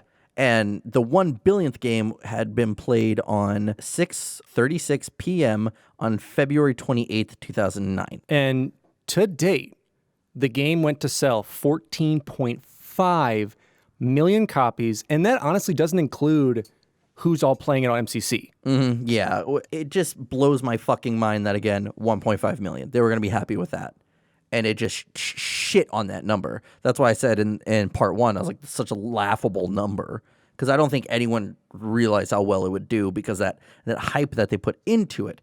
Now, even before the actual release date, a store in the UK called Argos sold a handful of copies before realizing that they put the game out early and took all of the Halo 3 related products off the shelves. Because, of course, every store in some overseas country has to put it out accidentally and not even realize. Plenty of stores have done it here. Amazon did it for a while on accident. I would get games the day before they were released because it was like that one day shipping. Yeah. But it would ship 2 days. So I'd get the day before release. So nice. I loved it. And even close to my heart, Hideo Kojima even gave a nod of approval after seeing how plants react when you shoot them. Mm-hmm. Because he's a guy who's all about details in his game. So I think when he sees those type of things and goes, mm-hmm. That was a nod, by the way, for he was just like cool. all of audio. There's no video. Now, awards and scores. Spike TV Awards gave Halo 3 the best multiplayer game and the most addictive video game fueled by dew. Hell yeah, brother. I hate that that's an award. Most addictive video game fueled by dew. Now, Time gave it Game of the Year. Yeah. Geezer's Gamers gave it the Geezer Game of the Year and the Multiplayer Game of the Year. I like that on this list. This is pulling the curtain back. You put Time. Mm-hmm. And then instead of putting A's, other people who gave it something, you put Geezer Gamers right after Time. Hey, man, I just pulled from the list that I found. Oh, man. Now, Game Trailers gave it 2007's Best Xbox 360 Game of the Year and the Best Multiplayer of the Year, and also the Best First-Person Shooter. Wow. X-Play Presents G4ia gave it Game of the Year. Edge gave it the Edge Award for Interactive Innovation, and IGN gave the Xbox 360 Best Online Multiplayer and the Xbox 360 Most Innovative Design. And not only that, we got some fancy numbers to give you now. Mm-hmm. Let's go for it. GamePro, 5 out of 5. Mm-hmm. Team Xbox, 9.3 out of 10. You think they would be 10 out of 10 being Team Xbox, but 9.3 out of 10, great score. Well, clearly they're unbiased. IGN, a 9.5 out of 10. Game Informer, 9.75. 1UP gives it that big old fat A+. Well, because they had Luke Smith, a former 1UP employee. Well, that's a bias there. Well, true. Either way, Game Trailers, with those awards, they also gave it a 9.8 out of 10. Famitsu gave it a 37 out of 40, which I love. I love their rating system so much. I followed them for a while. X-Play gave it a 5 out of 5. Computer Video Games, 9.6 out of 10. Which, huh? Well, they're all computers. GameSpot gave it a 9.5 out of 10. Metacritic gave it probably one of its highest scores out there, a 94%. And Game Ratings gave it a 93%. Now, before we go into our own opinion, to end off everything that you've just heard, as of June 2019, Halo 3 was trending on Twitter, sparking fans to relive iconic moments from the game and proving that the hype, impact, and memories of the game will never truly die. In fact, Halo 3 is proof that legends never die. Boom. And that's it. Now let's go into the final part. What did we, as Halo fanboys, think of this game? I'll start it off. For me, you know my opinions on it. Like, CE is not my game. Halo 2 is my game. Halo 3 is my game too. I absolutely loved Halo 3. I definitely, I think, preferred the campaign story out of any other games. I think they did it really well, really balancing the Flood in. I think that was really tough for CE and 2 to keep the Flood interesting, but also keep it away, I guess, in a way. And they did it really well in this game to make them seem overwhelming. Like, as a, I know that they're not space zombies, but as zombies would be, overwhelming, numerous, and like always there. And they did that really well with that. And see how quickly they can evolve. Yeah, and see how quickly they can evolve, see how they can infect. All those things were done extremely well.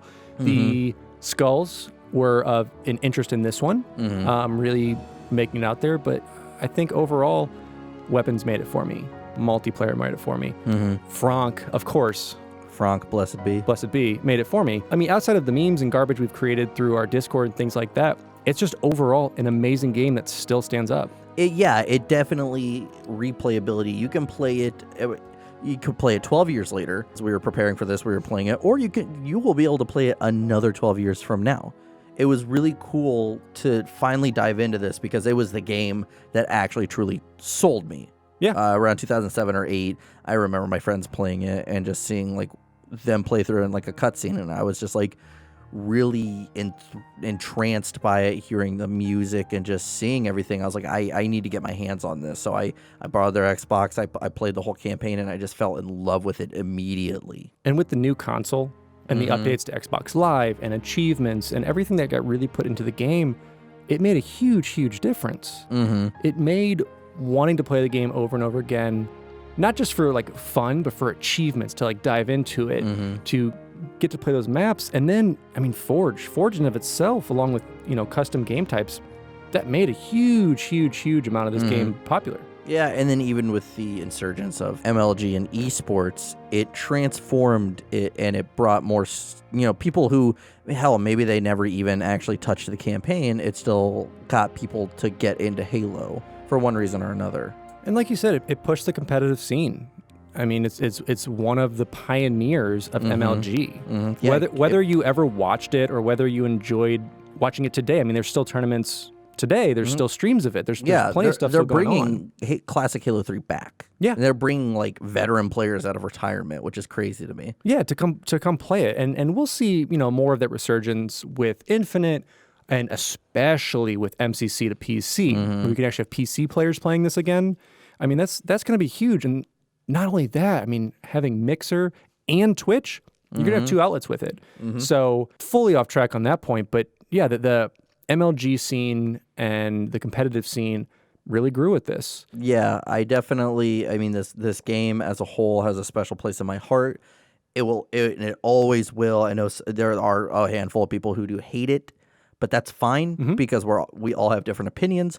But in my opinion, it's one of the best. And listening, like you said, like you were listening through the Bungie podcast, watch the Vidocs, the interviews we had with Dan Miller and Eric Arroyo. I mean, it was super insightful to see what really, like, the blood, sweat, and tears and pizza and soda and Chinese food that went into making this game was huge. But it was worth it, I think. Yeah, it was definitely worth it. And like with what Arroyo said, like they were working with almost no management team. I mean, to be able to come out with this game with almost no oversight, to kind of bring this together somehow and make a good game, it's awesome. Yeah, and I think overall, it's one of the best video games of all time, in my opinion. Not even like my favorite Halo game. It's one of the best. Yeah, and that's my opinion, but I think a lot of people would agree. Yeah, and honestly, it's Bungie's last true game. I'll have to say. You obviously have Reach and ODST. But I think I don't want to say like it was the last game to reach that height. Clearly there was a lot of hype with Reach. ODST had some hype, but to definitely get to that height of just everyone wanting it. Yeah, well, no one wanted Reach or ODST. Oh, that's not true at all. Except for Jesse. That's not true, and we'll debate this once we cover those episodes. Those will be very off-topic, extensive episodes of arguing, but you'll deal with that once you listen to it. Hey, listen, I just know from a Bungie insider that no one wanted ODST. That's not true. That's not true. But yeah, overall, amazing game. I want to say clearly there's some differences from Halo 2 to 3 with the cinematics and dialogue. So that's the only reason I would give it like a 9.5 out of 10, but that's my score. Yeah, I mean, like you said, the only flaws that I don't really see much. I really liked it. Like you said, the flood levels. But even if you didn't like the flood levels, you have to appreciate what they brought to it. You have to appreciate that they brought a chaos. They brought just overwhelming odds against you that made Legendary very hard on those. But, I mean, for my score, I'd probably give like a 37 out of 43. 37 out of 43, you going to go with that? Yeah. Yeah, but overall, that's it. That's Halo 3. It was such a fun damn episode to do. We've, by the time you've listened to all of this, it will have been over 5 hours of listening. Part 1, Part 2. Yeah, Part 1, Part 2. I can't foresee us doing that with ODST, Reach or Wars. You never know, though, but this, it was such a popular game, and there's so much information about it. We had to give you every little thing that we could find. Yeah, and like we said, we want to thank again at the end of this, just in case you don't listen to that first one, want to thank Dan Miller, want to thank Eric Arroyo, just for their insight that they gave us into Bungie at the time, what their art and, the making of, like, Master Chief and everything that Eric did really brought to Halo as a universe in and of itself, and then really meant Dan bringing one of the most iconic levels. Yeah, Dan assembling, almost hand by hand your trench run of Halo 3. So it was amazing to talk with them. It was an honor, and we're really looking forward to giving you guys some more of that in the future. Yeah, and so tune in next week. Actually, not in 2 weeks, but next week we'll be covering Contact Harvest, written by Joe Staten, and it's a great book. I'm also looking forward to that one. And thank you all, for making this possible. And we wanted to give a shout out to our patrons, who not only help support us monetarily, but you guys have been listening for a while. And we really appreciate that. So we wanted to give a big shout out to Baby Z and Charles Zitter. Yep. So the start of our Patreon shout out list. So if you want to get a shout out, jump on Patreon, and we'll give you a shout out at the end of each episode. So with that, I am your host, Jesse Reiners. And I'm your host, Alex Kendall. And thank you for tuning in to Finish the Fight, a Halo podcast.